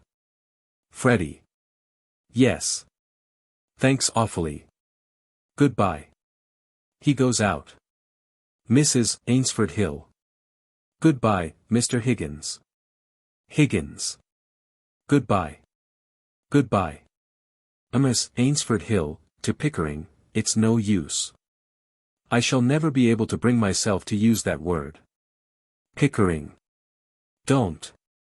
It's not compulsory, you know. You'll get on quite well without it. Mrs. Ainsford Hill. Only, Clara is so down on me if I am not positively reeking with the latest slang. Goodbye. Pickering. Goodbye, they shake hands. Miss Ainsford Hill, to Mrs. Higgins, you mustn't mind Clara. Pickering, catching from her lowered tone that this is not meant for him to hear, discreetly joins Higgins at the window. We're so poor. And she gets so few parties, poor child. She doesn't quite know. Mrs. Higgins, seeing that her eyes are moist, takes her hand sympathetically and goes with her to the door. But the boy is nice. Don't you think so? Mrs. Higgins. Oh, quite nice. I shall always be delighted to see him. Mrs. Ainsford Hill. Thank you, dear. Goodbye. She goes out. Higgins, eagerly, well. Is Eliza presentable? He swoops on his mother and drags her to the ottoman, where she sits down in Eliza's place with her son on her left. Pickering returns to his chair on her right. Mrs. Higgins. You silly boy, of course she's not presentable. She's a triumph of your art and of her dressmakers. But if you suppose for a moment that she doesn't give herself away in every sentence she utters, you must be perfectly cracked about her. Pickering. But don't you think something might be done?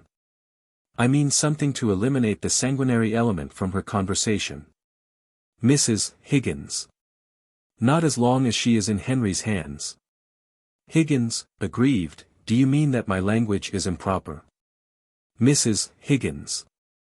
No, dearest, it would be quite proper, say on a canal barge, but it would not be proper for her at a garden party. Higgins, deeply injured, well I must say. Pickering, interrupting him, come, Higgins, you must learn to know yourself.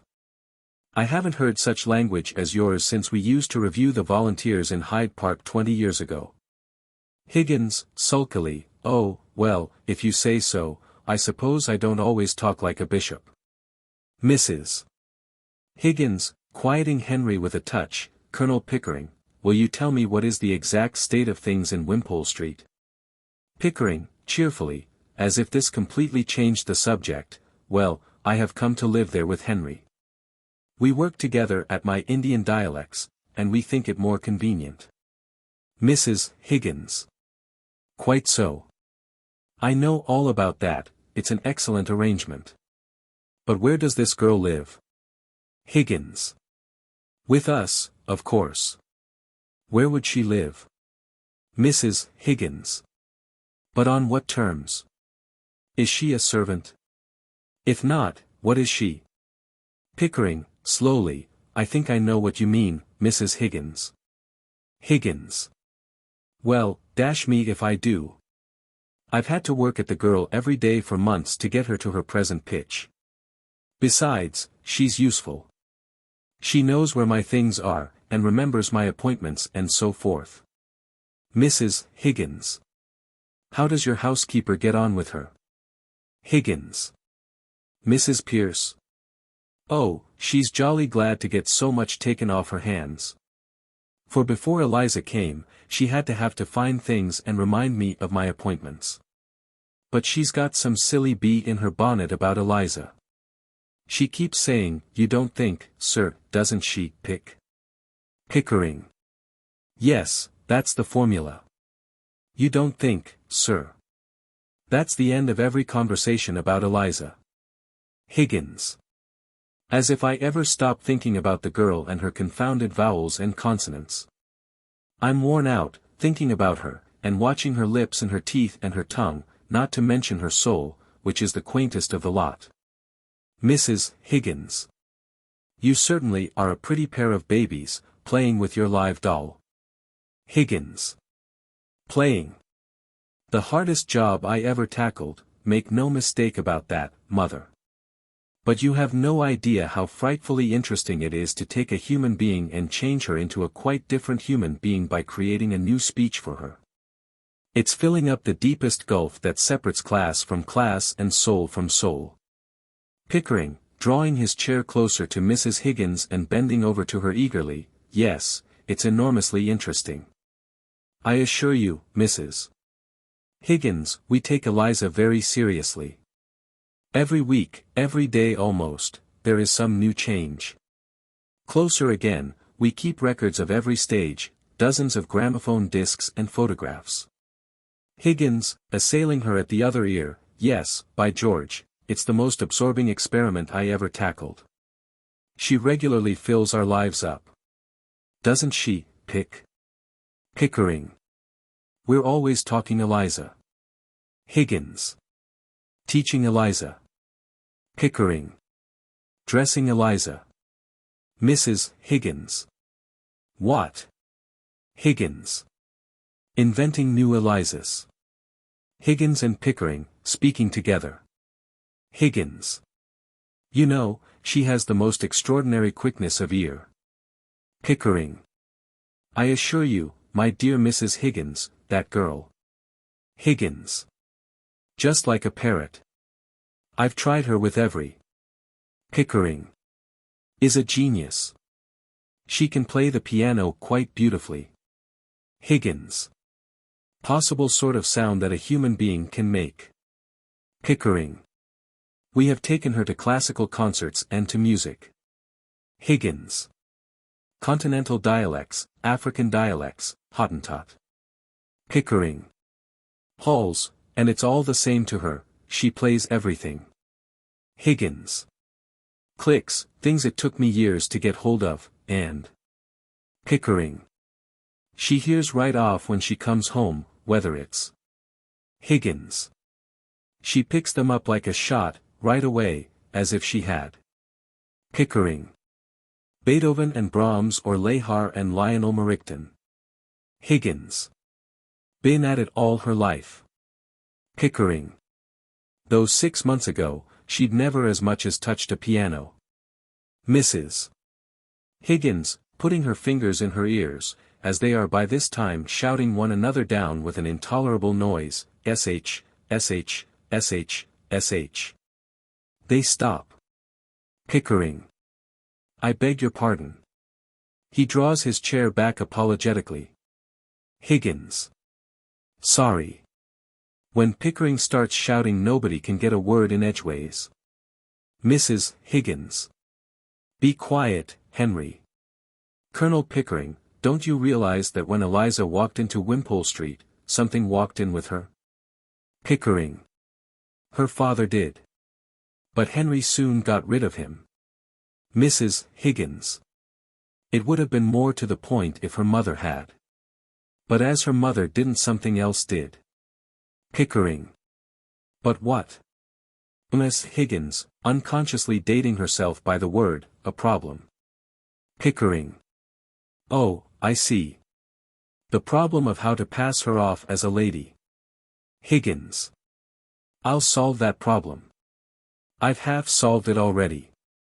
Mrs. Higgins. No, you two infinitely stupid male creatures, the problem of what is to be done with her afterwards. Higgins. I don't see anything in that. She can go her own way, with all the advantages I have given her. Mrs. Higgins. The advantages of that poor woman who was here just now. The manners and habits that disqualify a fine lady from earning her own living without giving her a fine lady's income. Is that what you mean? Pickering, indulgently, being rather bored. Oh, that will be all right, Mrs. Higgins. He rises to go. Higgins, rising also, will find her some light employment. Pickering. She's happy enough. Don't you worry about her. Goodbye. He shakes hands as if he were consoling a frightened child, and makes for the door. Higgins. Anyhow, there's no good bothering now. The thing's done. Goodbye, mother. He kisses her, and follows Pickering. Pickering, turning for a final consolation, there are plenty of openings. We'll do what's right. Goodbye. Higgins, to Pickering as they go out together, let's take her to the Shakespeare exhibition at Earl's Court. Pickering.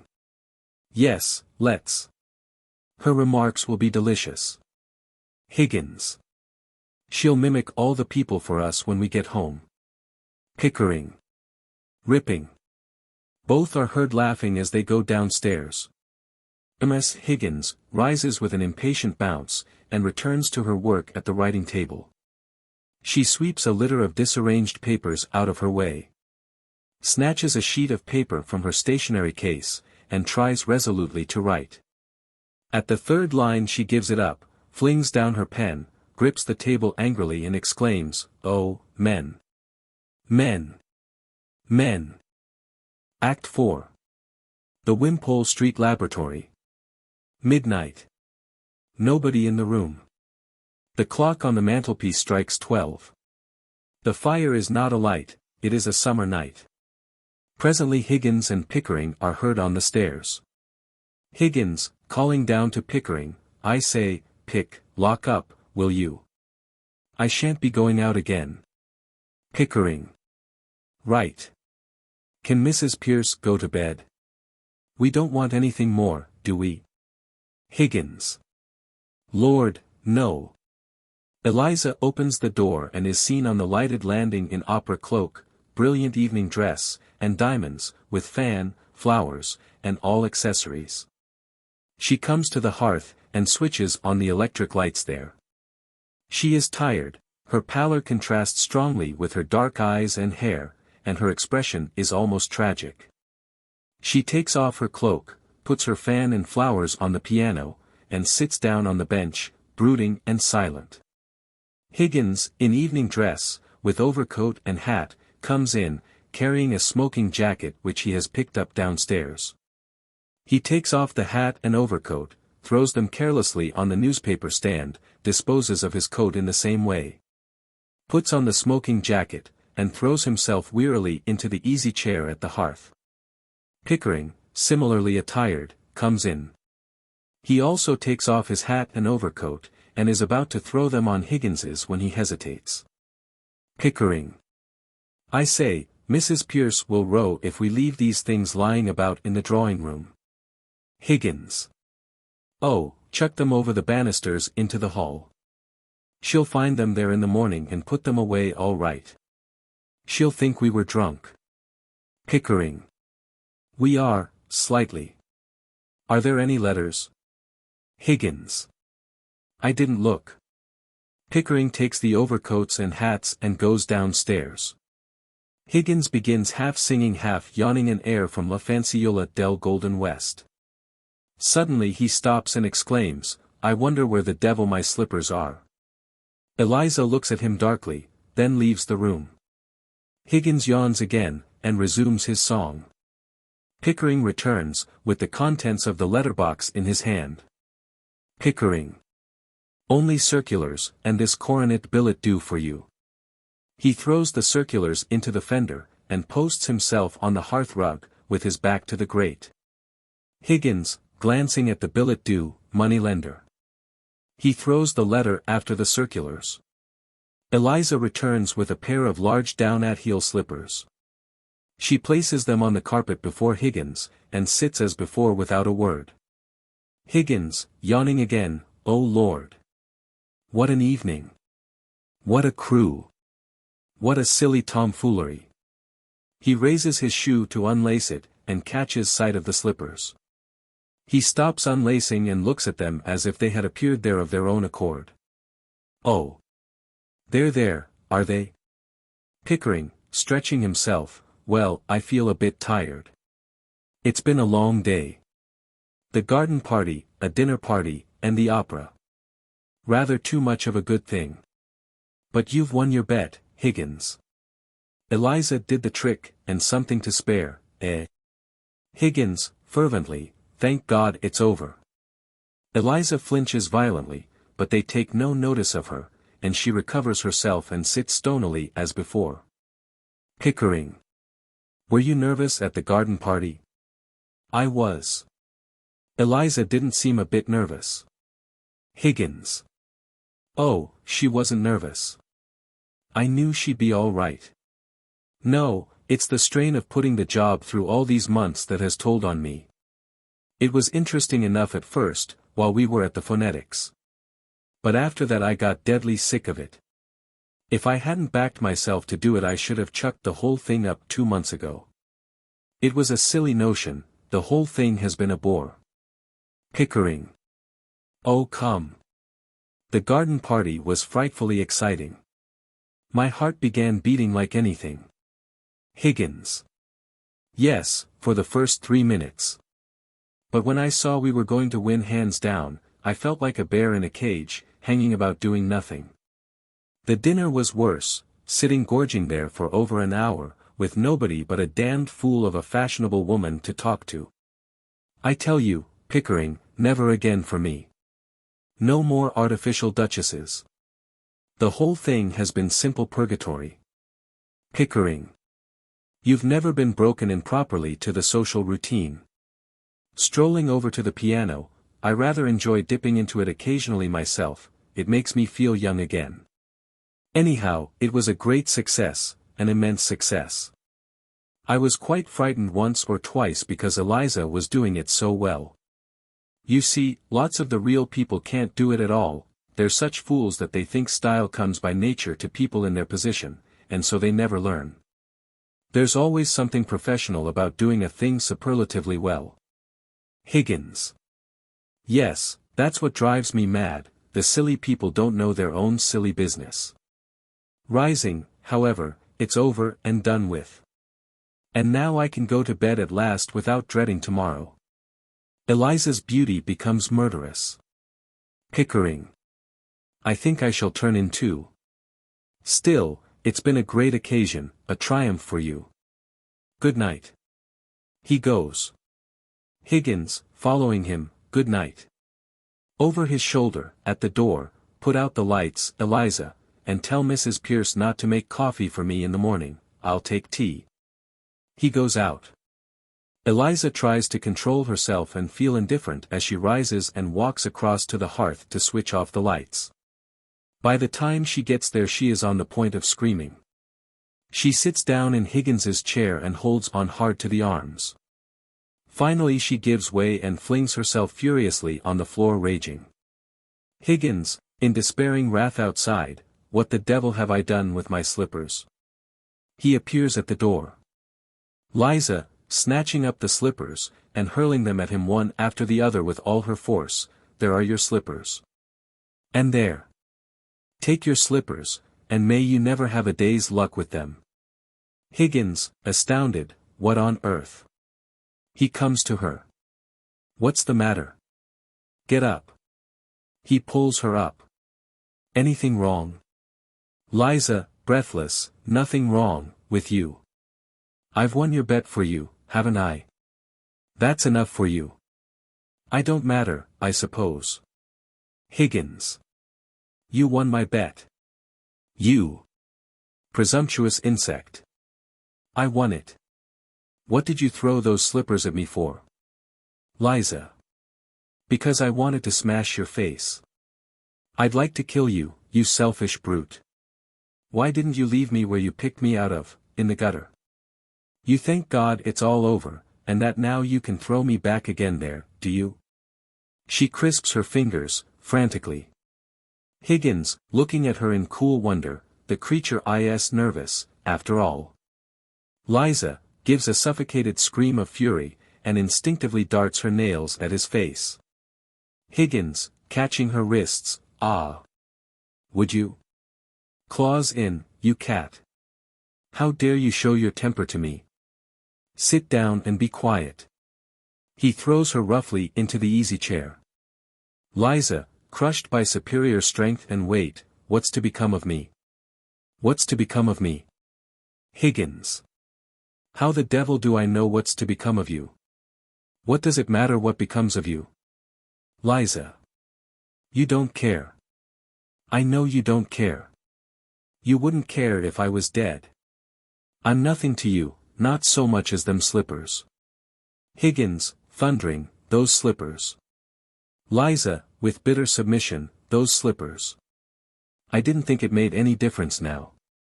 A pause. Eliza hopeless and crushed. Higgins a little uneasy.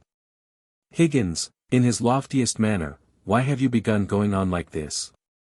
May I ask whether you complain of your treatment here? Liza. No. Higgins. Has anybody behaved badly to you? Colonel Pickering? Mrs. Pierce? Any of the servants? Liza. No. Higgins. I presume you don't pretend that I have treated you badly. Liza. No. Higgins. I am glad to hear it. He moderates his tone. Perhaps you're tired after the strain of the day. Will you have a glass of champagne? He moves towards the door. Liza.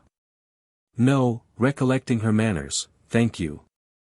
Higgins, good-humored again, this has been coming on you for some days. I suppose it was natural for you to be anxious about the garden party. But that's all over now. He pats her kindly on the shoulder. She writhes. There's nothing more to worry about. Liza. No. Nothing more for you to worry about. She suddenly rises and gets away from him by going to the piano bench, where she sits and hides her face. Oh God! I wish I was dead. Higgins, staring after her in sincere surprise, why? In heaven's name, why? Reasonably, going to her, listen to me, Eliza. All this irritation is purely subjective. Liza. I don't understand. I'm too ignorant. Higgins. It's only imagination. Low spirits and nothing else. Nobody's hurting you. Nothing's wrong. You go to bed like a good girl and sleep it off. Have a little cry and say your prayers, that will make you comfortable. Liza. I heard your prayers. Thank God it's all over. Higgins, impatiently, well, don't you thank God it's all over. Now you are free and can do what you like. Liza, pulling herself together in desperation, what am I fit for? What have you left me fit for? Where am I to go? What am I to do? What's to become of me? Higgins, enlightened, but not at all impressed, oh, that's what's worrying you, is it? He thrusts his hands into his pockets, and walks about in his usual manner, rattling the contents of his pockets, as if condescending to a trivial subject out of pure kindness. I shouldn't bother about it if I were you. I should imagine you won't have much difficulty in settling yourself, somewhere or other, though I hadn't quite realized that you were going away. She looks quickly at him, he does not look at her, but examines the dessert stand on the piano and decides that he will eat an apple. You might marry, you know. He bites a large piece out of the apple, and munches it noisily. You see, Eliza, all men are not confirmed old bachelors like me and the Colonel. Most men are the marrying sort, poor devils. And you're not bad looking, it's quite a pleasure to look at you sometimes, not now, of course, because you're crying and looking as ugly as the very devil, but when you're all right and quite yourself, you're what I should call attractive. That is. To the people in the marrying line, you understand. You go to bed and have a good nice rest, and then get up and look at yourself in the glass, and you won't feel so cheap. Eliza again looks at him, speechless, and does not stir. The look is quite lost on him, he eats his apple with a dreamy expression of happiness, as it is quite a good one. Higgins, a genial afterthought occurring to him, I dare say my mother could find some chap or other who would do very well. Liza. We were above that at the corner of Tottenham Court Road. Higgins, waking up, what do you mean? Liza. I sold flowers. I didn't sell myself. Now you've made a lady of me, I'm not fit to sell anything else. I wish you'd left me where you found me. Higgins, slinging the core of the apple decisively into the grate, tosh, Eliza. Don't you insult human relations by dragging all this cant about buying and selling into it. You needn't marry the fellow if you don't like him. Liza. What else am I to do? Higgins. Oh, lots of things. What about your old idea of a florist's shop? Pickering could set you up in one, he's lots of money. Chuckling, he'll have to pay for all those togs you have been wearing today, and that, with the hire of the jewelry, will make a big hole in £200. Why, 6 months ago you would have thought it the millennium to have a flower shop of your own. Come. You'll be all right. I must clear off to bed, I'm devilish sleepy. By the way, I came down for something, I forget what it was. Liza.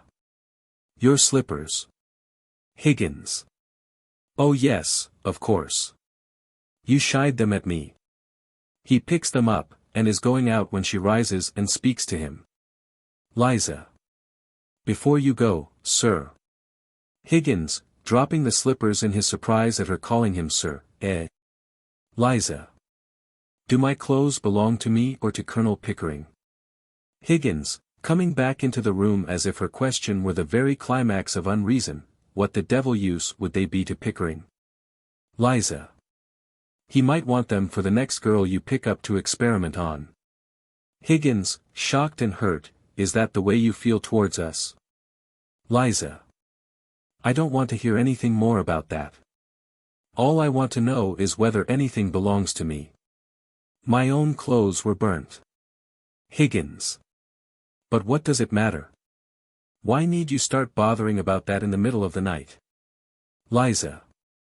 I want to know what I may take away with me. I don't want to be accused of stealing. Higgins, now deeply wounded, stealing. You shouldn't have said that, Eliza. That shows a want of feeling. Liza. I'm sorry. I'm only a common ignorant girl, and in my station I have to be careful. There can't be any feelings between the like of you and the like of me. Please will you tell me what belongs to me and what doesn't? Higgins, very sulky, you may take the whole damned houseful if you like. Except the jewels. They're hired. Will that satisfy you? He turns on his heel and is about to go in extreme dudgeon. Liza, drinking in his emotion like nectar, and nagging him to provoke a further supply, stop, please. She takes off her jewels. Will you take these to your room and keep them safe? I don't want to run the risk of their being missing. Higgins, furious, hand them over. She puts them into his hands. If these belong to me instead of to the jeweler, I'd ram them down your ungrateful throat. He perfunctorily thrusts them into his pockets, unconsciously decorating himself with the protruding ends of the chains. Liza, taking a ring off, this ring isn't the jeweler's, it's the one you bought me in Brighton. I don't want it now. Higgins dashes the ring violently into the fireplace, and turns on her so threateningly that she crouches over the piano with her hands over her face, and exclaims, "Don't you hit me." Higgins. Hit you? You infamous creature, how dare you accuse me of such a thing? It is you who have hit me. You have wounded me to the heart. Liza, thrilling with hidden joy, I'm glad. I've got a little of my own back, anyhow. Higgins, with dignity, in his finest professional style, you have caused me to lose my temper, a thing that has hardly ever happened to me before. I prefer to say nothing more tonight. I am going to bed. Liza, pertly, you'd better leave a note for Mrs. Pierce about the coffee, for she won't be told by me. Higgins, formally, damn Mrs. Pierce, and damn the coffee, and damn you. And damn my own folly in having lavished my hard-earned knowledge and the treasure of my regard and intimacy on a heartless guttersnipe. He goes out with impressive decorum, and spoils it by slamming the door savagely. Eliza smiles for the first time, expresses her feelings by a wild pantomime in which an imitation of Higgins's exit is confused with her own triumph, and finally goes down on her knees on the hearthrug to look for the ring. Act V. Mrs. Higgins's drawing room. She is at her writing table as before. The parlour maid comes in. The parlour maid, at the door, Mr. Henry, ma'am, is downstairs with Colonel Pickering. Mrs. Higgins. Well, show them up. The parlour maid. They're using the telephone, ma'am. Telephoning to the police, I think. Mrs. Higgins. What? The parlour maid, coming further in and lowering her voice, Mr. Henry's in a state, ma'am. I thought I'd better tell you. Mrs. Higgins. If you had told me that Mr. Henry was not in a state it would have been more surprising. Tell them to come up when they've finished with the police. I suppose he's lost something. The parlour maid. Yes, ma'am, going. Mrs. Higgins. Go upstairs and tell Miss Doolittle that Mr. Henry and the Colonel are here. Ask her not to come down till I send for her. The parlour maid. Yes, ma'am. Higgins bursts in. He is, as the parlour maid has said, in a state. Higgins. Look here, mother, here's a confounded thing. Mrs. Higgins. Yes, dear. Good morning. He checks his impatience and kisses her, whilst the parlour maid goes out. What is it? Higgins. Eliza's bolted. Mrs. Higgins, calmly continuing her writing, you must have frightened her. Higgins. Frightened her. Nonsense. She was left last night, as usual, to turn out the lights and all that. And instead of going to bed she changed her clothes and went right off. Her bed wasn't slept in. She came in a cab for her things before 7 this morning, and that fool Mrs. Pierce let her have them without telling me a word about it. What am I to do? Mrs. Higgins. Do without, I'm afraid, Henry. The girl has a perfect right to leave if she chooses. Higgins, wandering distractedly across the room, but I can't find anything. I don't know what appointments I've got. Pickering comes in. Mrs. Higgins puts down her pen and turns away from the writing table. Pickering, shaking hands, "Good morning, Mrs. Higgins. Has Henry told you?" He sits down on the ottoman. Higgins. What does that ass of an inspector say? Have you offered a reward? Miss Higgins, rising in indignant amazement, you don't mean to say you have set the police after Eliza? Higgins. Of course. What are the police for? What else could we do? He sits in the Elizabethan chair. Pickering. The inspector made a lot of difficulties. I really think he suspected us of some improper purpose. Mrs. Higgins. Well, of course he did.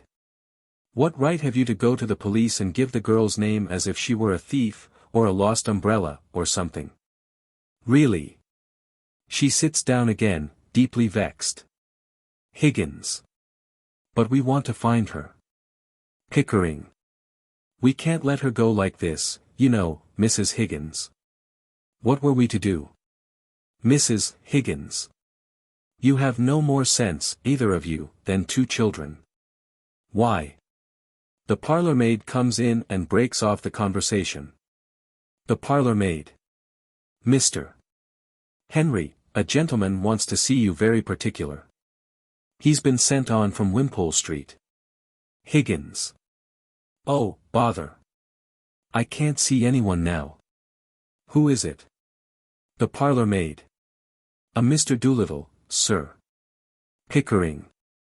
Doolittle. Do you mean the dustman? The parlour maid. Dustman. Oh no, sir, a gentleman. Higgins, springing up excitedly, by George, Pick, it's some relative of hers that she's gone to. Somebody we know nothing about. To the parlour maid, send him up, quick. The parlour maid. Yes, sir. She goes. Higgins, eagerly, going to his mother, genteel relatives. Now we shall hear something. He sits down in the Chippendale chair. Mrs. Higgins. Do you know any of her people? Pickering. Only her father, the fellow we told you about. The parlour maid, announcing, Mr. Doolittle. She withdraws. Doolittle enters. He is brilliantly dressed in a new fashionable frock coat, with white waistcoat and grey trousers. A flower in his buttonhole, a dazzling silk hat, and patent leather shoes complete the effect. He is too concerned with the business he has come on to notice Mrs. Higgins. He walks straight to Higgins, and accosts him with vehement reproach. Doolittle, indicating his own person, see here. Do you see this? You done this. Higgins. Done what, man? Doolittle. This, I tell you. Look at it. Look at this hat. Look at this coat. Pickering. Has Eliza been buying you clothes? Doolittle. Eliza. Not she. Not half. Why would she buy me clothes? Mrs. Higgins. Good morning, Mr. Doolittle. Won't you sit down? Doolittle, taken aback as he becomes conscious that he has forgotten his hostess, asking your pardon, ma'am. He approaches her and shakes her proffered hand. Thank you. He sits down on the ottoman, on Pickering's right. I am that full of what has happened to me that I can't think of anything else. Higgins. What the dickens has happened to you? Doolittle. I shouldn't mind if it had only happened to me, anything might happen to anybody and nobody to blame but Providence, as you might say. But this is something that you done to me, yes, you, Henry Higgins. Higgins. Have you found Eliza? That's the point. Doolittle. Have you lost her? Higgins. Yes. Doolittle. You have all the luck, you have. I ain't found her, but she'll find me quick enough now after what you done to me. Mrs. Higgins. But what has my son done to you, Mr. Doolittle? Doolittle. Done to me. Ruined me. Destroyed my happiness. Tied me up and delivered me into the hands of middle-class morality. Higgins, rising intolerantly and standing over Doolittle, you're raving. You're drunk. You're mad. I gave you £5. After that I had 2 conversations with you, at £0.50 an hour. I've never seen you since. Doolittle. Oh. Drunk. Am I? Mad. Am I? Tell me this. Did you or did you not write a letter to an old blighter in America that was giving $5 million to found moral reform societies all over the world, and that wanted you to invent a universal language for him? Higgins. What? Ezra D. One a feller. He's dead. He sits down again carelessly. Doolittle. Yes, he's dead, and I'm done for. Now did you or did you not write a letter to him to say that the most original moralist at present in England, to the best of your knowledge, was Alfred Doolittle, a common dustman? Higgins. Oh, after your last visit I remember making some silly joke of the kind. Doolittle. Ah.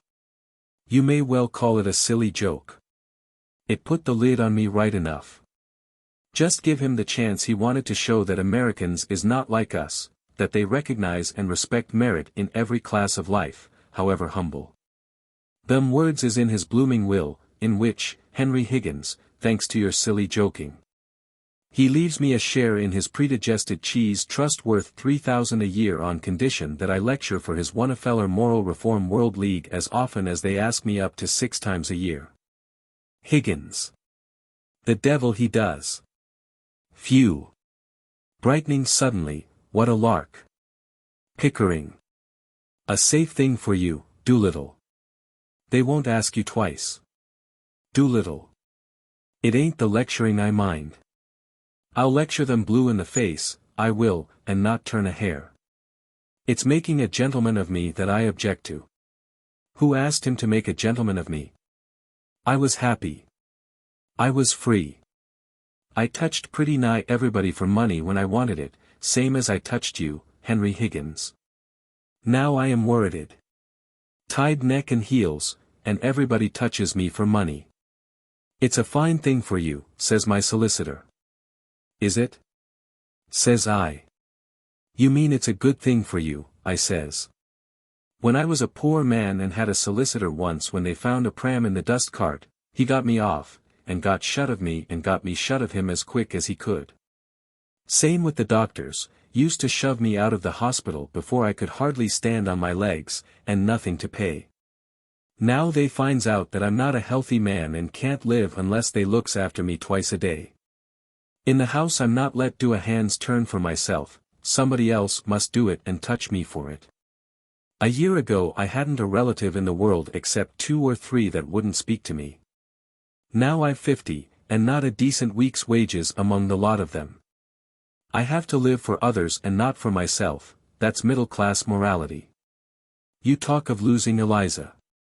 Don't you be anxious, I bet she's on my doorstep by this, she that could support herself easy by selling flowers if I wasn't respectable. And the next one to touch me will be you, Henry Higgins. I'll have to learn to speak middle-class language from you, instead of speaking proper English. That's where you'll come in, and I dare say that's what you done it for. Mrs. Higgins. But, my dear Mr. Doolittle, you need not suffer all this if you are really in earnest. Nobody can force you to accept this bequest. You can repudiate it. Isn't that so, Colonel Pickering? Pickering. I believe so. Doolittle, softening his manner in deference to her sex, that's the tragedy of it, ma'am. It's easy to say chuck it, but I haven't the nerve. Which one of us has? We're all intimidated. Intimidated, ma'am, that's what we are. What is there for me if I chuck it but the workhouse in my old age? I have to dye my hair already to keep my job as a dustman. If I was one of the deserving poor, and had put by a bit, I could chuck it. But then why should I, because the deserving poor might as well be millionaires for all the happiness they ever has. They don't know what happiness is. But I, as one of the undeserving poor, have nothing between me and the pauper's uniform but this here blasted 3,000 a year that shoves me into the middle class. Excuse the expression, ma'am, you'd use it yourself if you had my provocation. They've got you every way you turn, it's a choice between the skilly of the workhouse and the char-bites of the middle class, and I haven't the nerve for the workhouse. Intimidated, that's what I am. Broke. Bought up. Happier men than me will call for my dust, and touch me for their tip, and I'll look on helpless, and envy them.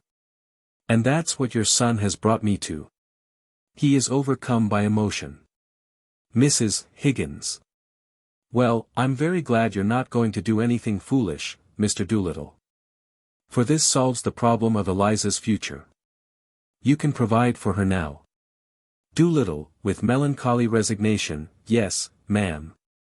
I'm expected to provide for everyone now, out of 3,000 a year. Higgins, jumping up, nonsense. He can't provide for her. He shan't provide for her. She doesn't belong to him. I paid him £5 for her. Doolittle, either you're an honest man or a rogue. Doolittle, tolerantly, a little of both. Henry, like the rest of us, a little of both. Higgins. Well, you took that money for the girl, and you have no right to take her as well. Mrs. Higgins. Henry, don't be absurd. If you really want to know where Eliza is, she is upstairs. Higgins, amazed, upstairs. Then I shall jolly soon fetch her downstairs. He makes resolutely for the door. Mrs. Higgins, rising and following him, be quiet, Henry. Sit down. Higgins. Mrs. Higgins. Sit down, dear, and listen to me. Higgins. Oh, very well, very well, very well. He throws himself ungraciously on the ottoman, with his face towards the windows. But I think you might have told me this half an hour ago. Mrs. Higgins. Eliza came to me this morning. She passed the night partly walking about in a rage, partly trying to throw herself into the river and being afraid to, and partly in the Carlton Hotel. She told me of the brutal way you two treated her. Higgins, bounding up again, what? Pickering, rising also, my dear Mrs. Higgins, she's been telling you stories. We didn't treat her brutally. We hardly said a word to her, and we parted on particularly good terms. Turning on Higgins. Higgins, did you bully her after I went to bed? Higgins. Just the other way about. She threw my slippers in my face. She behaved in the most outrageous way. I never gave her the slightest provocation. The slippers came bang into my face the moment I entered the room, before I had uttered a word. And used perfectly awful language. Pickering, astonished, but why? What did we do to her? Mrs. Higgins. I think I know pretty well what you did. The girl is naturally rather affectionate, I think. Isn't she, Mr. Doolittle? Doolittle. Very tender-hearted, ma'am. Takes after me. Mrs. Higgins. Just so. She had become attached to you both. She worked very hard for you, Henry. I don't think you quite realize what anything in the nature of brain work means to a girl like that. Well, it seems that when the great day of trial came, and she did this wonderful thing for you without making a single mistake, you two sat there and never said a word to her. But talked together of how glad you were that it was all over and how you had been bored with the whole thing. And then you were surprised because she threw your slippers at you. I should have thrown the fire irons at you. Higgins. We said nothing except that we were tired and wanted to go to bed. Did we, Pickering, shrugging his shoulders, that was all. Miss Higgins, ironically, quite sure. Pickering. Absolutely. Really, that was all. Mrs. Higgins. You didn't thank her, or pet her, or admire her, or tell her how splendid she'd been. Higgins, impatiently, but she knew all about that. We didn't make speeches to her, if that's what you mean. Pickering, Conscience-stricken, perhaps we were a little inconsiderate. Is she very angry? Mrs. Higgins, returning to her place at the writing table, well, I'm afraid she won't go back to Wimpole Street, especially now that Mr. Doolittle is able to keep up the position you have thrust on her. But she says she is quite willing to meet you on friendly terms and to let bygones be bygones. Higgins, furious, is she, by George? Ho! Mrs. Higgins. If you promise to behave yourself, Henry, I'll ask her to come down. If not, go home. For you have taken up quite enough of my time. Higgins. Oh, all right. Very well. Pick, you behave yourself. Let us put on our best Sunday manners for this creature that we picked out of the mud. He flings himself sulkily into the Elizabethan chair. Doolittle, remonstrating, now, Henry Higgins. Have some consideration for my feelings as a middle-class man. Mrs. Higgins. Remember your promise, Henry. She presses the bell button on the writing table. Mr. Doolittle, will you be so good as to step out on the balcony for a moment? I don't want Eliza to have the shock of your news until she has made it up with these two gentlemen. Would you mind? Doolittle. As you wish, lady. Anything to help Henry to keep her off my hands. He disappears through the window. The parlour-maid answers the bell. Pickering sits down in Doolittle's place. Mrs. Higgins. Ask Miss Doolittle to come down, please. The parlour-maid. Yes, ma'am. She goes out. Mrs. Higgins. Now, Henry, be good. Higgins. I am behaving myself perfectly. Pickering. He is doing his best, Mrs. Higgins. A pause. Higgins throws back his head, stretches out his legs. And begins to whistle. Mrs. Higgins. Henry, dearest, you don't look at all nice in that attitude. Higgins, pulling himself together, I was not trying to look nice, mother. Mrs. Higgins. It doesn't matter, dear. I only wanted to make you speak. Higgins. Why? Mrs. Higgins. Because you can't speak and whistle at the same time. Higgins groans. Another very trying pause. Higgins, springing up, out of patience, where the devil is that girl? Are we to wait here all day? Eliza enters, sunny, self-possessed, and giving a staggeringly convincing exhibition of ease of manner. She carries a little work-basket, and is very much at home. Pickering is too much taken aback to rise. Liza. How do you do, Professor Higgins? Are you quite well? Higgins, choking, am I? He can say no more. Liza. But of course you are never ill. So glad to see you again, Colonel Pickering. He rises hastily, and they shake hands. Quite chilly this morning, isn't it? She sits down on his left. He sits beside her.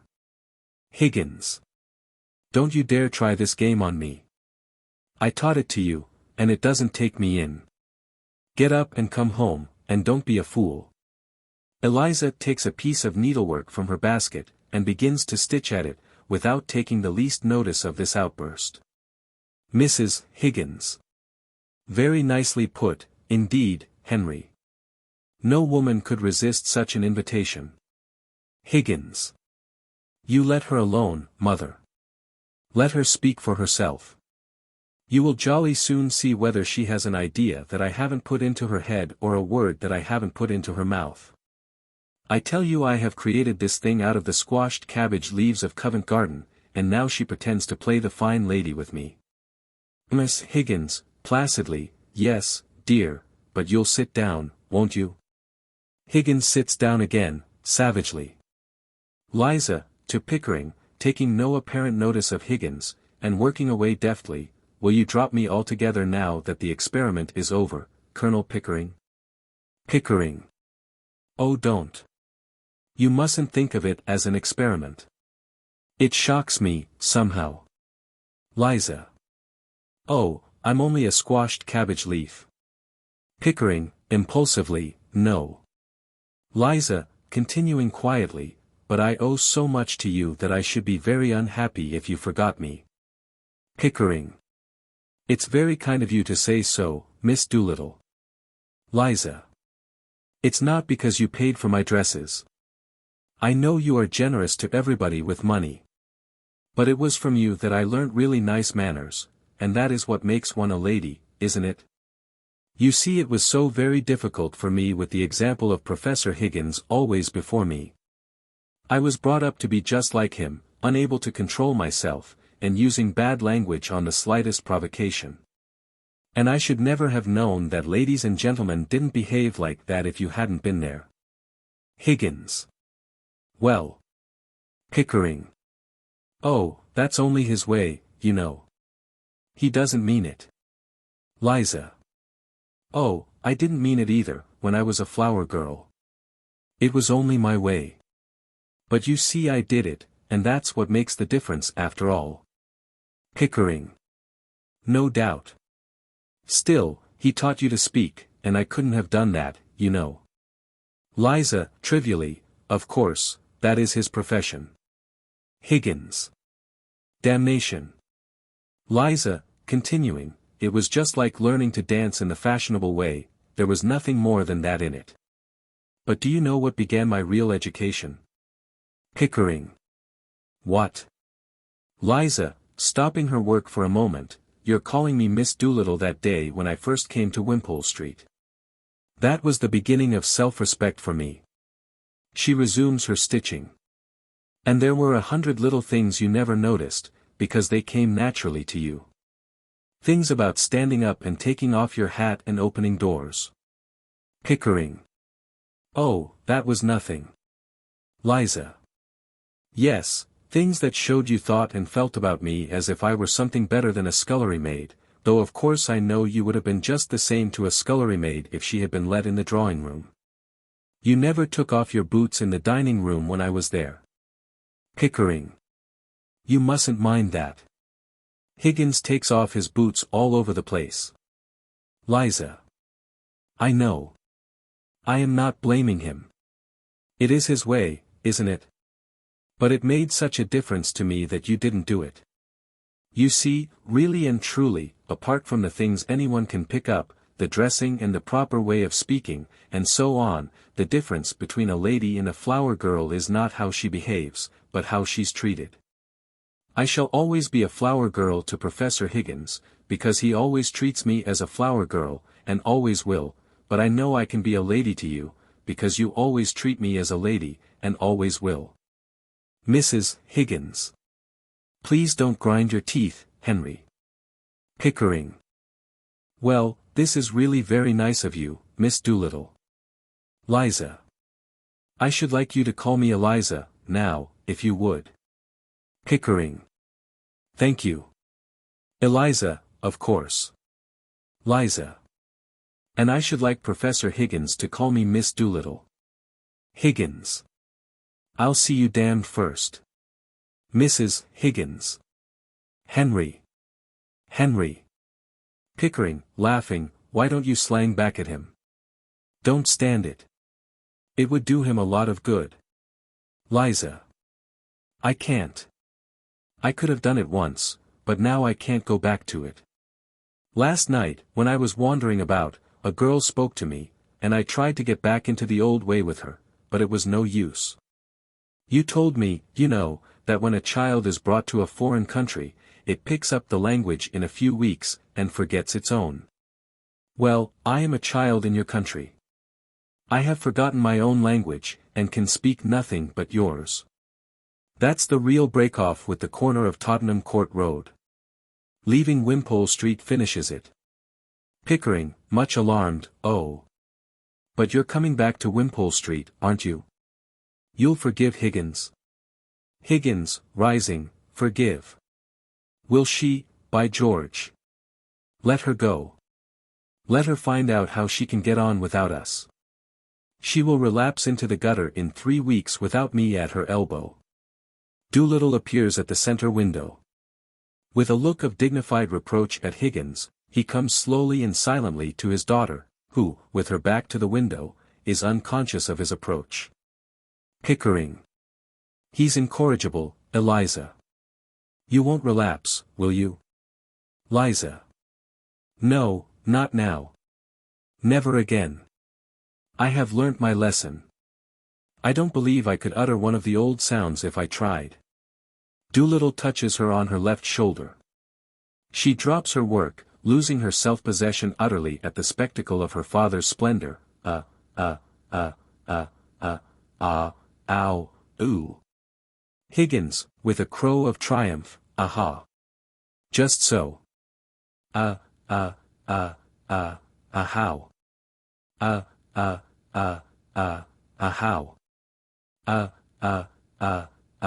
How. Victory. Victory. He throws himself on the divan, folding his arms, and spraddling arrogantly. Doolittle. Can you blame the girl? Don't look at me like that, Eliza. It ain't my fault. I've come into money. Liza. You must have touched a millionaire this time, Dad. Doolittle. I have. But I'm dressed something special today. I'm going to St. George's, Hanover Square. Your stepmother is going to marry me. Liza, angrily, you're going to let yourself down to marry that low common woman. Pickering, quietly, he ought to, Eliza. To Doolittle, why has she changed her mind? Doolittle, sadly, intimidated, Governor. Intimidated. Middle-class morality claims its victim. Won't you put on your hat, Liza, and come and see me turned off? Liza. If the Colonel says I must, I'll, almost sobbing, I'll demean myself. And get insulted for my pains, like enough. Doolittle. Don't be afraid, she never comes to words with anyone now, poor woman. Respectability has broke all the spirit out of her. Pickering, squeezing Eliza's elbow gently, be kind to them, Eliza. Make the best of it.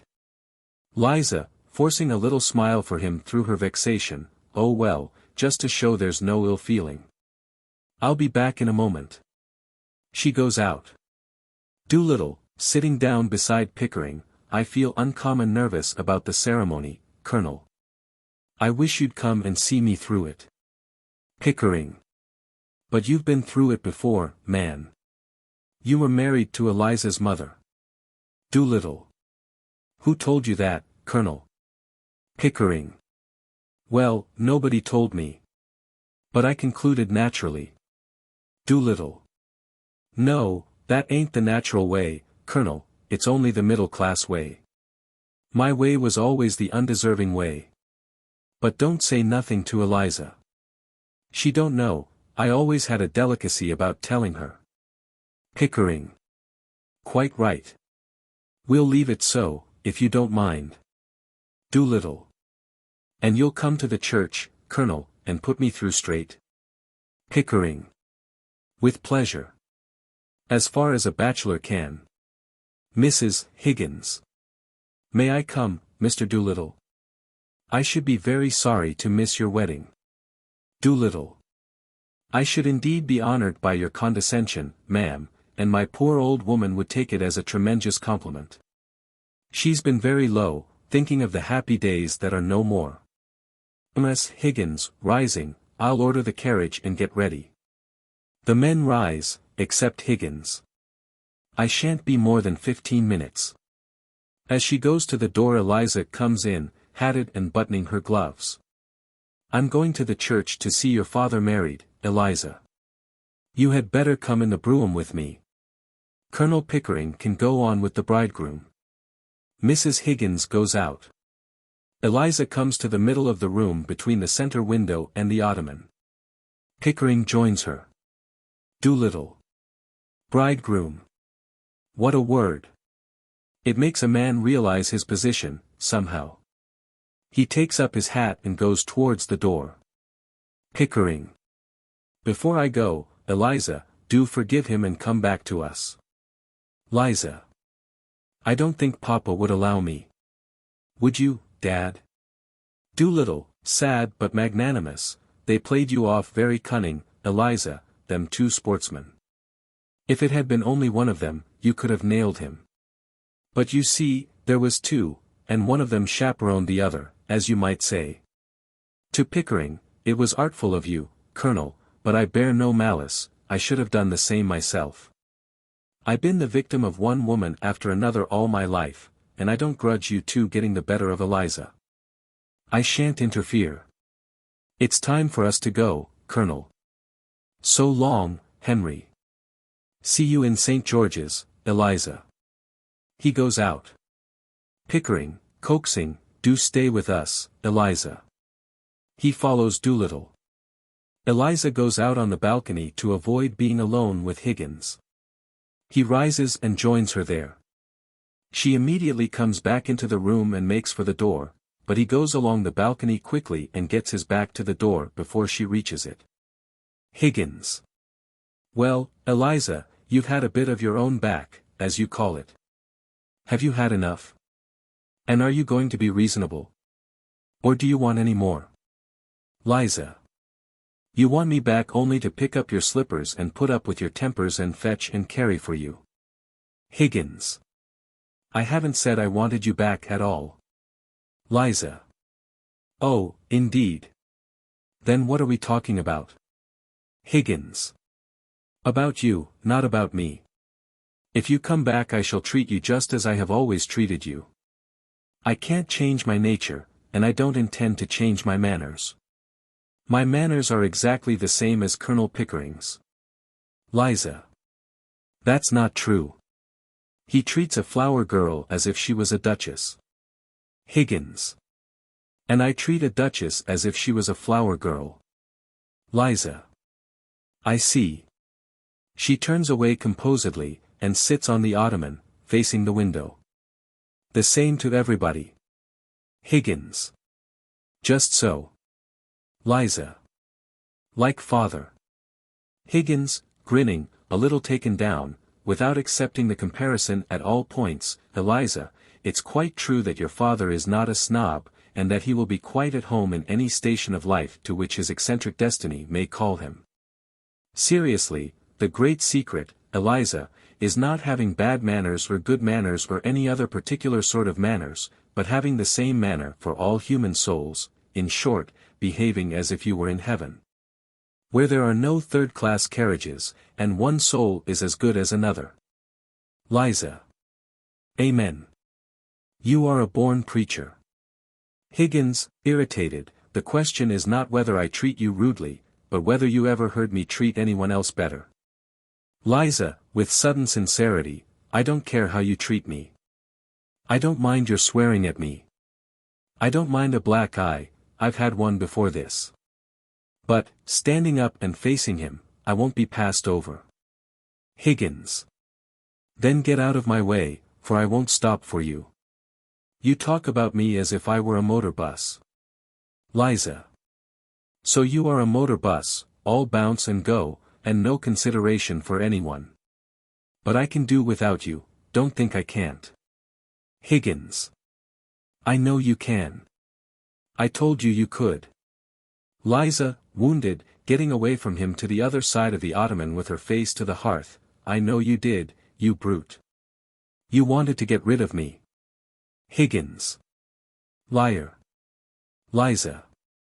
Thank you. She sits down with dignity. Higgins. You never asked yourself, I suppose, whether I could do without you. Liza, earnestly, don't you try to get round me. You'll have to do without me. Higgins, arrogant, I can do without anybody. I have my own soul, my own spark of divine fire. But, with sudden humility, I shall miss you, Eliza. He sits down near her on the ottoman.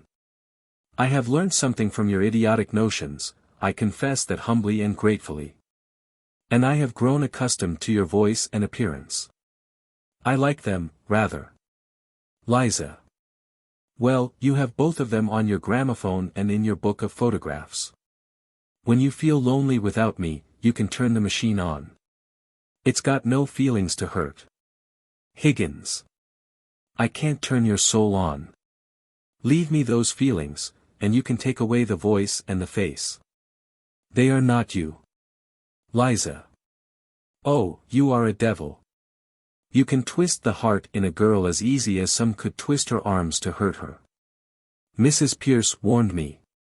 Time and again she has wanted to leave you, and you always got round her at the last minute. And you don't care a bit for her. And you don't care a bit for me. Higgins. I care for life, for humanity. And you are a part of it that has come my way and been built into my house. What more can you or anyone ask? Liza. I won't care for anybody that doesn't care for me. Higgins. Commercial principles, Eliza. Like reproducing her Covent Garden pronunciation with professional exactness, y'all and voilets, selling violets, isn't it? Liza. Don't sneer at me. It's mean to sneer at me. Higgins. I have never sneered in my life. Sneering doesn't become either the human face or the human soul. I am expressing my righteous contempt for commercialism. I don't and won't trade in affection. You call me a brute because you couldn't buy a claim on me by fetching my slippers and finding my spectacles. You were a fool. I think a woman fetching a man's slippers is a disgusting sight. Did I ever fetch your slippers? I think a good deal more of you for throwing them in my face. No use slaving for me and then saying you want to be cared for. Who cares for a slave? If you come back for the sake of good fellowship, for you'll get nothing else. You've had 1,000 times as much out of me as I have out of you, and if you dare to set up your little dog's tricks of fetching and carrying slippers against my creation of a Duchess Eliza, I'll slam the door in your silly face. Liza. What did you do it for if you didn't care for me? Higgins, heartily, why, because it was my job. Liza. You never thought of the trouble it would make for me. Higgins. Would the world ever have been made if its maker had been afraid of making trouble? Making life means making trouble. There's only one way of escaping trouble, and that's killing things. Cowards, you notice, are always shrieking to have troublesome people killed. Liza. I'm no preacher, I don't notice things like that. I notice that you don't notice me. Higgins, jumping up and walking about intolerantly, Eliza, you're an idiot. I waste the treasures of my Miltonic mind by spreading them before you. Once for all, understand that I go my way and do my work without caring tuppence what happens to either of us. I am not intimidated, like your father and your stepmother. So you can come back or go to the devil, which you please. Liza. What am I to come back for? Higgins, bouncing up on his knees on the ottoman and leaning over it to her, for the fun of it. That's why I took you on. Liza, with averted face, and you may throw me out tomorrow if I don't do everything you want me to? Higgins. Yes, and you may walk out tomorrow if I don't do everything you want me to. Liza. And live with my stepmother? Higgins. Yes, or sell flowers. Liza. Oh. If I only could go back to my flower basket. I should be independent of both you and father and all the world. Why did you take my independence from me? Why did I give it up? I'm a slave now, for all my fine clothes. Higgins. Not a bit. I'll adopt you as my daughter and settle money on you if you like. Or would you rather marry Pickering? Liza, looking fiercely round at him, I wouldn't marry you if you asked me, and you're nearer my age than what he is. Higgins, gently, than he is, not than what he is. Liza, losing her temper and rising, I'll talk as I like. You're not my teacher now. Higgins, reflectively, I don't suppose Pickering would, though. He's as confirmed an old bachelor as I am. Liza. That's not what I want, and don't you think it. I've always had chaps enough wanting me that way. Freddie Hill writes to me 2 and 3 times a day, sheets and sheets. Higgins, disagreeably surprised, damn his impudence. He recoils and finds himself sitting on his heels. Liza. He has a right to if he likes, poor lad. And he does love me. Higgins, getting off the ottoman, you have no right to encourage him. Liza. Every girl has a right to be loved. Higgins. What? By fools like that? Liza. Freddie's not a fool. And if he's weak and poor and wants me, maybe he'd make me happier than my betters that bully me and don't want me. Higgins. Can he make anything of you? That's the point. Liza. Perhaps I could make something of him. But I never thought of us making anything of one another, and you never think of anything else. I only want to be natural. Higgins. In short, you want me to be as infatuated about you as Freddie? Is that it? Liza. No, I don't. That's not the sort of feeling I want from you. And don't you be too sure of yourself or of me.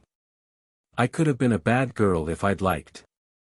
I've seen more of some things than you, for all your learning. Girls like me can drag gentlemen down to make love to them easy enough. And they wish each other dead the next minute. Higgins. Of course they do. Then what in thunder are we quarreling about? Liza, much troubled, I want a little kindness. I know I'm a common ignorant girl, and you a book-learned gentleman, but I'm not dirt under your feet. What I done, correcting herself, what I did was not for the dresses and the taxis, I did it because we were pleasant together and I came, to care for you. Not to want you to make love to me, and not forgetting the difference between us, but more friendly like. Higgins. Well, of course. That's just how I feel. And how Pickering feels. Eliza, you're a fool. Liza. That's not a proper answer to give me. She sinks on the chair at the writing table in tears. Higgins. It's all you'll get until you stop being a common idiot. If you're going to be a lady, you'll have to give up feeling neglected if the men you know don't spend half their time sniveling over you and the other half giving you black eyes. If you can't stand the coldness of my sort of life, and the strain of it, go back to the gutter.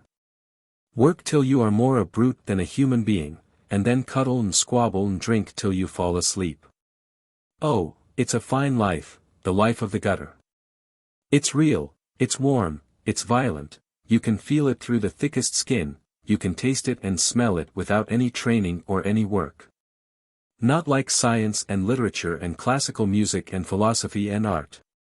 You find me cold, unfeeling, selfish, don't you? Very well, be off with you to the sort of people you like. Marry some sentimental hog or other with lots of money, and a thick pair of lips to kiss you with and a thick pair of boots to kick you with. If you can't appreciate what you've got, you'd better get what you can appreciate. Liza, desperate, oh, you are a cruel tyrant. I can't talk to you, you turn everything against me, I'm always in the wrong. But you know very well all the time that you're nothing but a bully. You know I can't go back to the gutter, as you call it, and that I have no real friends in the world but you and the colonel. You know well I couldn't bear to live with a low common man after you too. And it's wicked and cruel of you to insult me by pretending I could. You think I must go back to Wimpole Street because I have nowhere else to go but father's. But don't you be too sure that you have me under your feet to be trampled on and talked down. I'll marry Freddie, I will, as soon as he's able to support me. Higgins, sitting down beside her, rubbish. You shall marry an ambassador. You shall marry the Governor-General of India or the Lord Lieutenant of Ireland, or somebody who wants a deputy queen. I'm not going to have my masterpiece thrown away on Freddie. Liza. You think I like you to say that.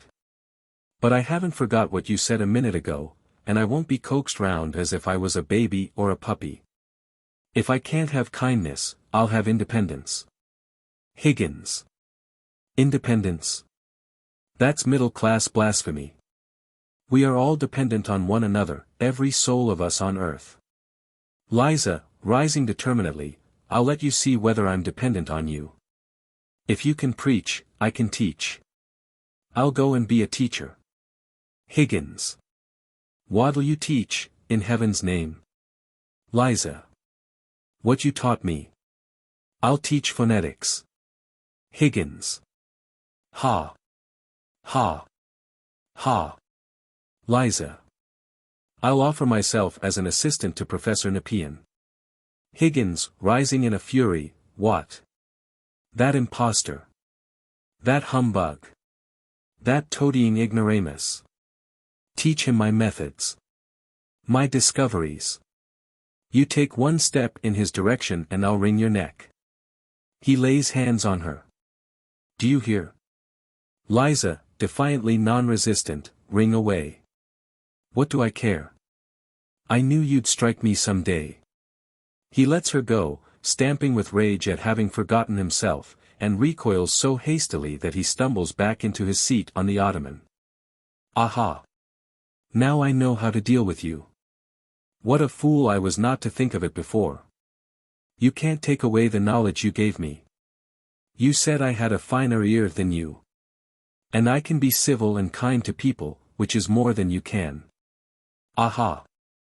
That's done you, Henry Higgins, it has. Now I don't care that, snapping her fingers, for your bullying and your big talk. I'll advertise it in the papers that your duchess is only a flower girl that you taught, and that she'll teach anybody to be a duchess just the same in 6 months for 1,000 guineas. Oh, when I think of myself crawling under your feet and being trampled on and called names, when all the time I had only to lift up my finger to be as good as you, I could just kick myself. Higgins, wondering at her, you damned impudent slut, you. But it's better than sniveling, better than fetching slippers and finding spectacles, isn't it? Rising, by George, Eliza, I said I'd make a woman of you, and I have. I like you like this. Liza. Yes, you turn round and make up to me now that I'm not afraid of you, and can do without you. Higgins. Of course I do, you little fool. 5 minutes ago you were like a millstone round my neck. Now you're a tower of strength, a consort battleship. You and I and Pickering will be 3 old bachelors together instead of only 2 men and a silly girl. Mrs. Higgins returns, dressed for the wedding. Eliza instantly becomes cool and elegant. Mrs. Higgins. The carriage is waiting, Eliza. Are you ready? Liza. Quite. Is the professor coming? Mrs. Higgins. Certainly not. He can't behave himself in church. He makes remarks out loud all the time on the clergyman's pronunciation. Liza. Then I shall not see you again, Professor. Goodbye. She goes to the door. Ms. Higgins, coming to Higgins, goodbye, dear. Higgins. Goodbye, mother. He is about to kiss her, when he recollects something. Oh, by the way, Eliza, order a ham and a Stilton cheese, will you? And buy me a pair of reindeer gloves, No. 8s, and a tie to match that new suit of mine, at Eel and Binman's. You can choose the color. His cheerful, careless, vigorous voice shows that he is incorrigible. Liza, disdainfully, buy them yourself. She sweeps out. Mrs. Higgins.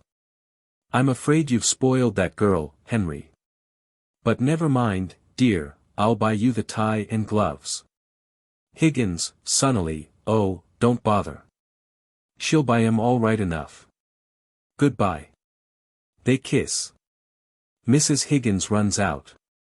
Higgins, left alone, rattles his cash in his pocket, chuckles, and disports himself in a highly self-satisfied manner.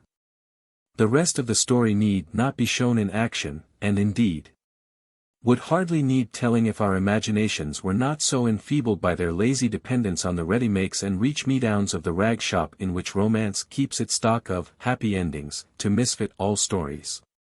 Now, the history of Eliza Doolittle, though called a romance because of the transfiguration it records seems exceedingly improbable, is common enough. Such transfigurations have been achieved by hundreds of resolutely ambitious young women since Nell Gwynn set them the example by playing queens and fascinating kings in the theatre in which she began by selling oranges. Nevertheless, people in all directions have assumed, for no other reason than that she became the heroine of a romance, that she must have married the hero of it. This is unbearable, not only because her little drama, if acted on such a thoughtless assumption, must be spoiled, but because the true sequel is patent to anyone with a sense of human nature in general, and of feminine instinct in particular. Eliza, in telling Higgins she would not marry him if he asked her, was not coquetting, she was announcing a well-considered decision. When a bachelor interests, and dominates, and teaches, and becomes important to a spinster, as Higgins with Eliza, she always, if she has character enough to be capable of it, considers very seriously indeed whether she will play for becoming that bachelor's wife, especially if he is so little interested in marriage that a determined and devoted woman might capture him if she set herself resolutely to do it. Her decision will depend a good deal on whether she is really free to choose, and that, again, will depend on her age and income. If she is at the end of her youth, and has no security for her livelihood, she will marry him because she must marry anybody who will provide for her. But at Eliza's age a good-looking girl does not feel that pressure. She feels free to pick and choose. She is therefore guided by her instinct in the matter. Eliza's instinct tells her not to marry Higgins. It does not tell her to give him up. It is not in the slightest doubt as to his remaining one of the strongest personal interests in her life. It would be very sorely strained if there was another woman likely to supplant her with him. But as she feels sure of him on that last point, she has no doubt at all as to her course, and would not have any, even if the difference of 20 years in age, which seems so great to youth, did not exist between them. As our own instincts are not appealed to by her conclusion, let us see whether we cannot discover some reason in it. When Higgins excused his indifference to young women on the ground that they had an irresistible rival in his mother, he gave the clue to his inveterate old bachelordom. The case is uncommon only to the extent that remarkable mothers are uncommon. If an imaginative boy has a sufficiently rich mother who has intelligence, personal grace, dignity of character without harshness, and a cultivated sense of the best art of her time to enable her to make her house beautiful, she sets a standard for him against which very few women can struggle, besides effecting for him a disengagement of his affections, his sense of beauty, and his idealism from his specifically sexual impulses. This makes him a standing puzzle to the huge number of uncultivated people who have been brought up in tasteless homes by commonplace or disagreeable parents, and to whom, consequently, literature, painting, sculpture, music, and affectionate personal relations come as modes of sex if they come at all. The word passion means nothing else to them, and that Higgins could have a passion for phonetics and idealize his mother instead of Eliza, would seem to them absurd and unnatural. Nevertheless, when we look round and see that hardly anyone is too ugly or disagreeable to find a wife or a husband if he or she wants one, whilst many old maids and bachelors are above the average in quality and culture, we cannot help suspecting that the disentanglement of sex from the associations with which it is so commonly confused, a disentanglement which persons of genius achieve by sheer intellectual analysis, is sometimes produced or aided by parental fascination.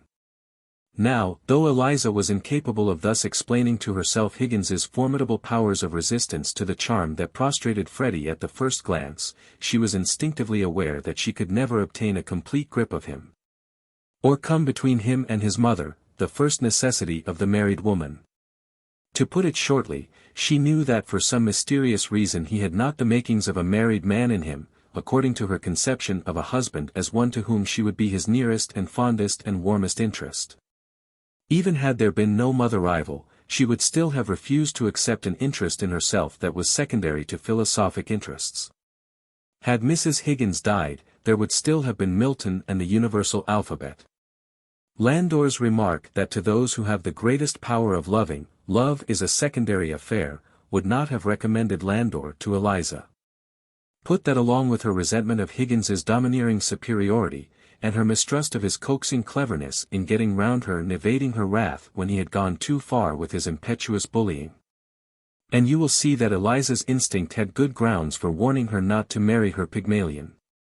And now, whom did Eliza marry?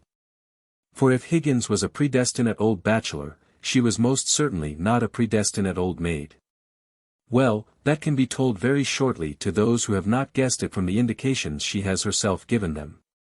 Almost immediately after Eliza is stung into proclaiming her considered determination not to marry Higgins, she mentions the fact that young Mr. Frederick Ainsford Hill is pouring out his love for her daily through the post.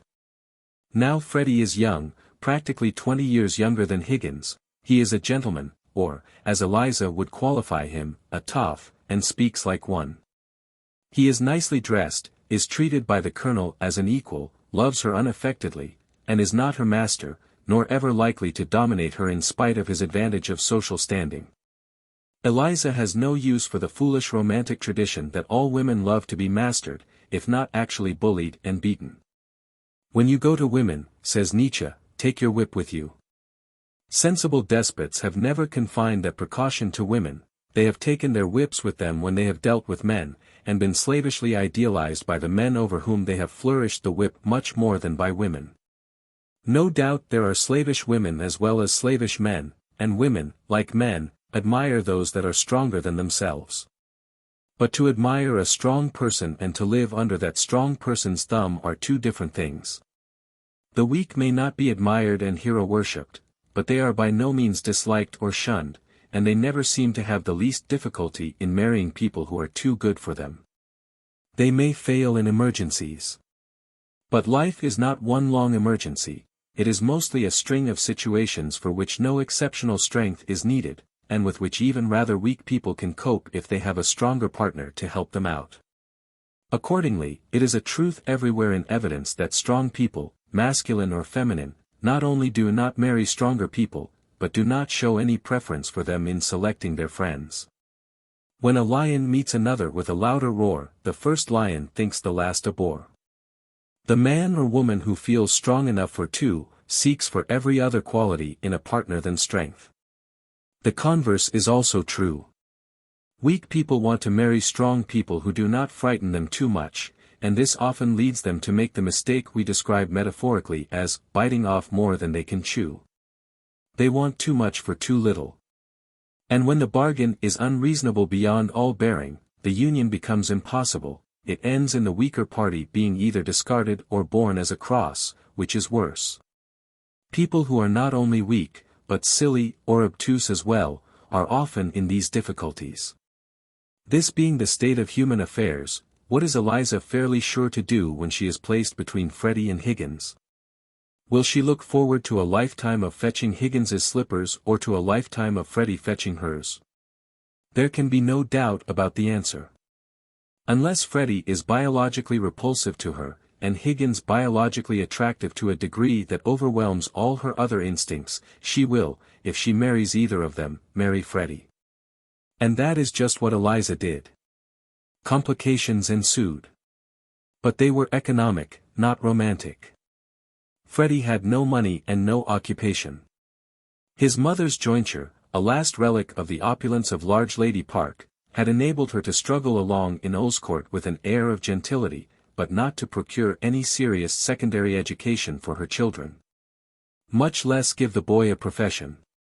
A clerkship at 30 shillings a week was beneath Freddie's dignity, and extremely distasteful to him besides. His prospects consisted of a hope that if he kept up appearances somebody would do something for him. The something appeared vaguely to his imagination as a private secretaryship or a sinecure of some sort. To his mother it perhaps appeared as a marriage to some lady of means who could not resist her boy's niceness. Fancy her feelings when he married a flower girl who had become déclassée under extraordinary circumstances which were now notorious.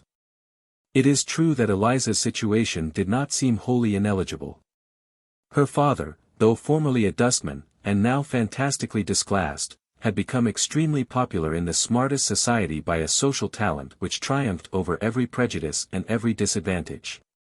Rejected by the middle class, which he loathed, he had shot up at once into the highest circles by his wit, his dustmanship, which he carried like a banner, and his Nietzschean transcendence of good and evil.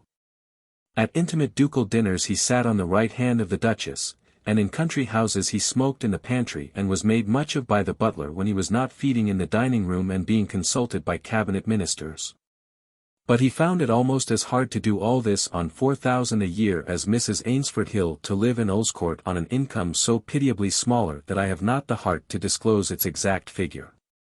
He absolutely refused to add the last straw to his burden by contributing to Eliza's support. Thus Freddie and Eliza, now Mr. and Mrs. Ainsford Hill, would have spent a penniless honeymoon but for a wedding present of £500 from the Colonel to Eliza. It lasted a long time because Freddie did not know how to spend money, never having had any to spend, and Eliza, socially trained by a pair of old bachelors, wore her clothes as long as they held together and looked pretty, without the least regard to their being many months out of fashion. Still, £500 will not last two young people forever, and they both knew, and Eliza felt as well, that they must shift for themselves in the end. She could quarter herself on Wimpole Street because it had come to be her home. But she was quite aware that she ought not to quarter Freddie there, and that it would not be good for his character if she did. Not that the Wimpole Street bachelors objected. When she consulted them, Higgins declined to be bothered about her housing problem when that solution was so simple. Eliza's desire to have Freddie in the house with her seemed of no more importance than if she had wanted an extra piece of bedroom furniture. Pleas as to Freddie's character, and the moral obligation on him to earn his own living, were lost on Higgins. He denied that Freddie had any character, and declared that if he tried to do any useful work some competent person would have the trouble of undoing it, a procedure involving a net loss to the community, and great unhappiness to Freddie himself, who was obviously intended by nature for such light work as amusing Eliza, which, Higgins declared, was a much more useful and honorable occupation than working in the city. When Eliza referred again to her project of teaching phonetics, Higgins abetted not a jot of his violent opposition to it. He said she was not within 10 years of being qualified to meddle with his pet subject. And as it was evident that the Colonel agreed with him, she felt she could not go against them in this grave matter, and that she had no right, without Higgins's consent, to exploit the knowledge he had given her.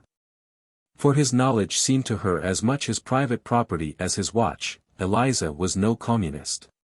Besides, she was superstitiously devoted to them both, more entirely and frankly after her marriage than before it. It was the Colonel who finally solved the problem, which had cost him much perplexed cogitation. He one day asked Eliza, rather shyly, whether she had quite given up her notion of keeping a flower shop. She replied that she had thought of it, but had put it out of her head, because the Colonel had said, that day at Mrs. Higgins's, that it would never do. The Colonel confessed that when he said that, he had not quite recovered from the dazzling impression of the day before. They broke the matter to Higgins that evening. The sole comment vouchsafed by him very nearly led to a serious quarrel with Eliza. It was to the effect that she would have in Freddie an ideal errand boy. Freddie himself was next sounded on the subject. He said he had been thinking of a shop himself, though it had presented itself to his pennilessness as a small place in which Eliza should sell tobacco at one counter whilst he sold newspapers at the opposite one.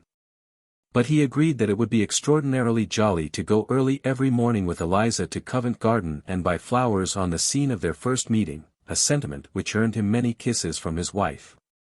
He added that he had always been afraid to propose anything of the sort, because Clara would make an awful row about a step that must damage her matrimonial chances. And his mother could not be expected to like it after clinging for so many years to that step of the social ladder on which retail trade is impossible. This difficulty was removed by an event highly unexpected by Freddie's mother. Clara, in the course of her incursions into those artistic circles which were the highest within her reach, discovered that her conversational qualifications were expected to include a grounding in the novels of Mr. H. G. Wells. She borrowed them in various directions so energetically that she swallowed them all within 2 months. The result was a conversion of a kind quite common today. A modern Acts of the Apostles would fill 50 whole Bibles if anyone were capable of writing it. Poor Clara, who appeared to Higgins and his mother as a disagreeable and ridiculous person, and to her own mother as in some inexplicable way a social failure, had never seen herself in either light.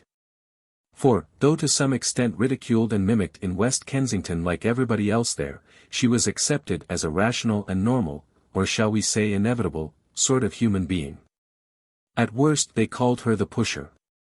But to them no more than to herself had it ever occurred that she was pushing the air, and pushing it in a wrong direction. Still, she was not happy. She was growing desperate.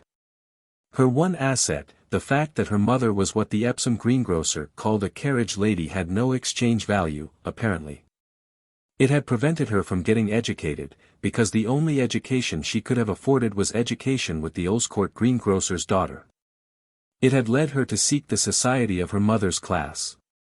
And that class simply would not have her, because she was much poorer than the greengrocer, and, far from being able to afford a maid, could not afford even a housemaid, and had to scrape along at home with an illiberally treated general servant. Under such circumstances nothing could give her an air of being a genuine product of Large Lady Park. And yet its tradition made her regard a marriage with anyone within her reach as an unbearable humiliation. Commercial people and professional people in a small way were odious to her. She ran after painters and novelists, but she did not charm them, and her bold attempts to pick up and practice artistic and literary talk irritated them. She was, in short, an utter failure, an ignorant, incompetent, pretentious, unwelcome, penniless, useless little snob. And though she did not admit these disqualifications, for nobody ever faces unpleasant truths of this kind until the possibility of a way out dawns on them, she felt their effects too keenly to be satisfied with her position. Clara had a startling eye-opener when, on being suddenly wakened to enthusiasm by a girl of her own age who dazzled her and produced in her a gushing desire to take her for a model, and gain her friendship. She discovered that this exquisite apparition had graduated from the gutter in a few months' time. It shook her so violently, that when Mr. H.G. Wells lifted her on the point of his puissant pen, and placed her at the angle of view from which the life she was leading and the society to which she clung appeared in its true relation to real human needs and worthy social structure, he effected a conversion and a conviction of sin comparable to the most sensational feats of General Booth or Gypsy Smith. Clara's snobbery went bang. Life suddenly began to move with her. Without knowing how or why, she began to make friends and enemies.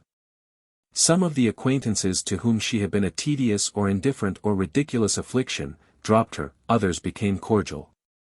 To her amazement she found that some, quite nice, people were saturated with Wells, and that this accessibility to ideas was the secret of their niceness. People she had thought deeply religious, and had tried to conciliate on that tack with disastrous results, suddenly took an interest in her, and revealed a hostility to conventional religion which she had never conceived possible except among the most desperate characters. They made her read Galsworthy, and Galsworthy exposed the vanity of Large Lady Park and finished her. It exasperated her to think that the dungeon in which she had languished for so many unhappy years had been unlocked all the time, and that the impulses she had so carefully struggled with and stifled for the sake of keeping well with society were precisely those by which alone she could have come into any sort of sincere human contact. In the radiance of these discoveries, and the tumult of their reaction, she made a fool of herself as freely and conspicuously as when she so rashly adopted Eliza's expletive in Mrs. Higgins's drawing-room. For the newborn Wellsian had to find her bearings almost as ridiculously as a baby, but nobody hates a baby for its ineptitudes, or thinks the worse of it for trying to eat the matches. And Clara lost no friends by her follies. They laughed at her to her face this time, and she had to defend herself and fight it out as best she could. When Freddie paid a visit to Oscourt, which he never did when he could possibly help it, to make the desolating announcement that he and his Eliza were thinking of blackening the Large Lady scutcheon by opening a shop, he found the little household already convulsed by a prior announcement from Clara that she also was going to work in an old furniture shop in Dover Street, which had been started by a fellow Wellsian. This appointment Clara owed, after all, to her old social accomplishment of push. She had made up her mind that, cost what it might, she would see Mr. Wells in the flesh, and she had achieved her end at a garden party. She had better luck than so rash an enterprise deserved. Mr. Wells came up to her expectations. Age had not withered him, nor could custom stale his infinite variety in half an hour. His pleasant neatness and compactness, his small hands and feet, his teeming ready brain, his unaffected accessibility, and a certain fine apprehensiveness which stamped him as susceptible from his topmost hair to his tipmost toe, proved irresistible. Clara talked of nothing else for weeks and weeks afterwards.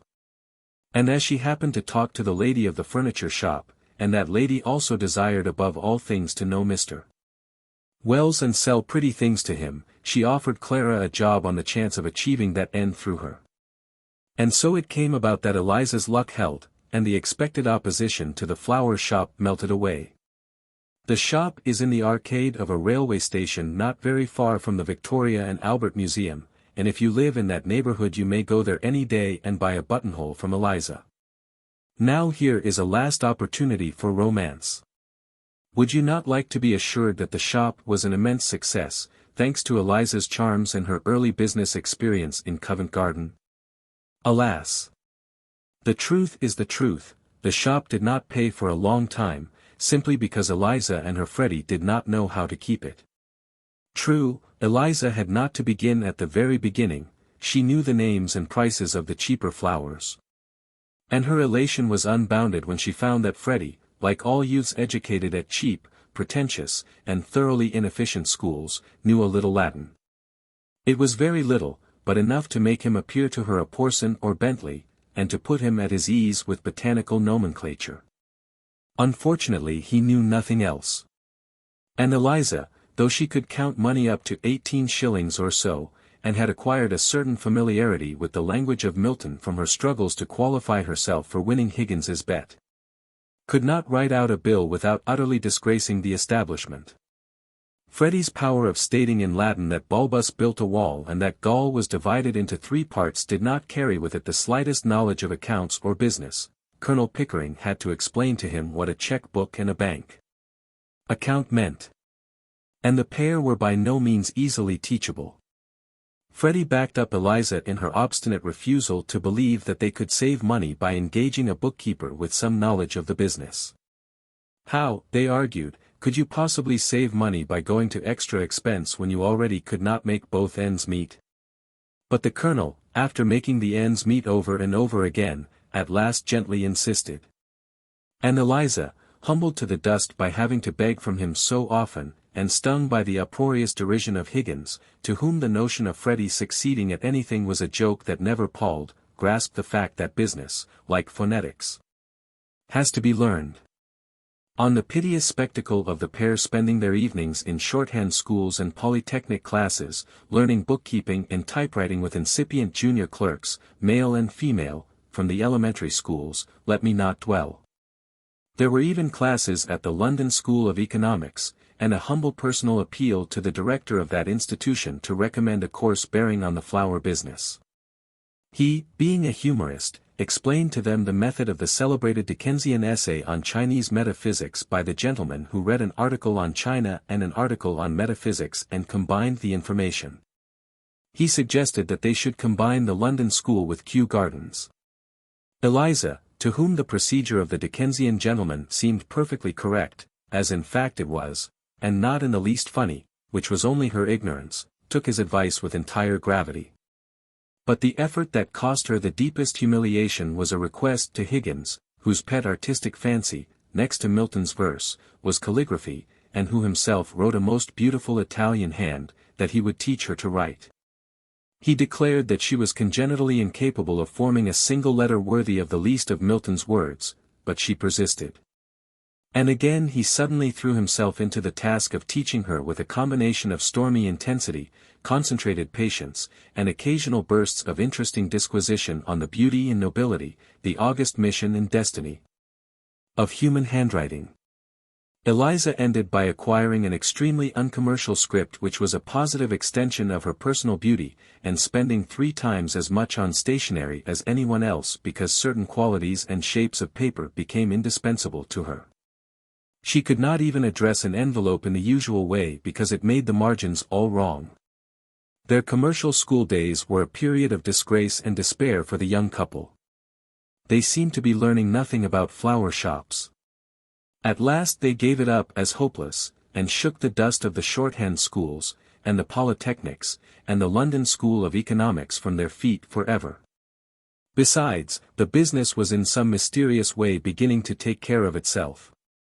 They had somehow forgotten their objections to employing other people. They came to the conclusion that their own way was the best, and that they had really a remarkable talent for business. The Colonel, who had been compelled for some years to keep a sufficient sum on current account at his bankers to make up their deficits, found that the provision was unnecessary. The young people were prospering. It is true that there was not quite fair play between them and their competitors in trade. Their weekends in the country cost them nothing, and saved them the price of their Sunday dinners, for the motor car was the Colonel's. And he and Higgins paid the hotel bills. Mr. F. Hill, florist and greengrocer, they soon discovered that there was money in asparagus, and asparagus led to other vegetables, had an air which stamped the business as classy. And in private life he was still Frederick Ainsford Hill, Esquire. Not that there was any swank about him, nobody but Eliza knew that he had been christened Frederick Challoner. Eliza herself swanked like anything. That is all. That is how it has turned out. It is astonishing how much Eliza still manages to meddle in the housekeeping at Wimpole Street in spite of the shop and her own family. And it is notable that though she never nags her husband, and frankly loves the Colonel as if she were his favorite daughter, she has never got out of the habit of nagging Higgins that was established on the fatal night when she won his bet for him. She snaps his head off on the faintest provocation, or on none. He no longer dares to tease her by assuming an abysmal inferiority of Freddie's mind to his own. He storms and bullies and derides. But she stands up to him so ruthlessly that the Colonel has to ask her from time to time to be kinder to Higgins, and it is the only request of his that brings a mulish expression into her face. Nothing but some emergency or calamity great enough to break down all likes and dislikes, and throw them both back on their common humanity, and may they be spared any such trial, will ever alter this. She knows that Higgins does not need her, just as her father did not need her. The very scrupulousness with which he told her that day that he had become used to having her there, and dependent on her for all sorts of little services.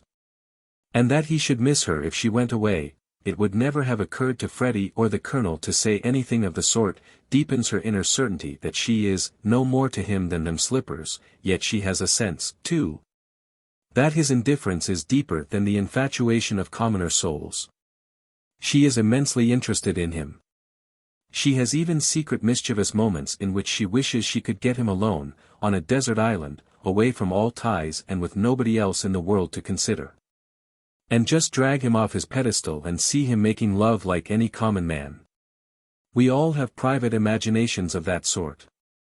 But when it comes to business, to the life that she really leads as distinguished from the life of dreams and fancies, she likes Freddie and she likes the Colonel, and she does not like Higgins and Mr.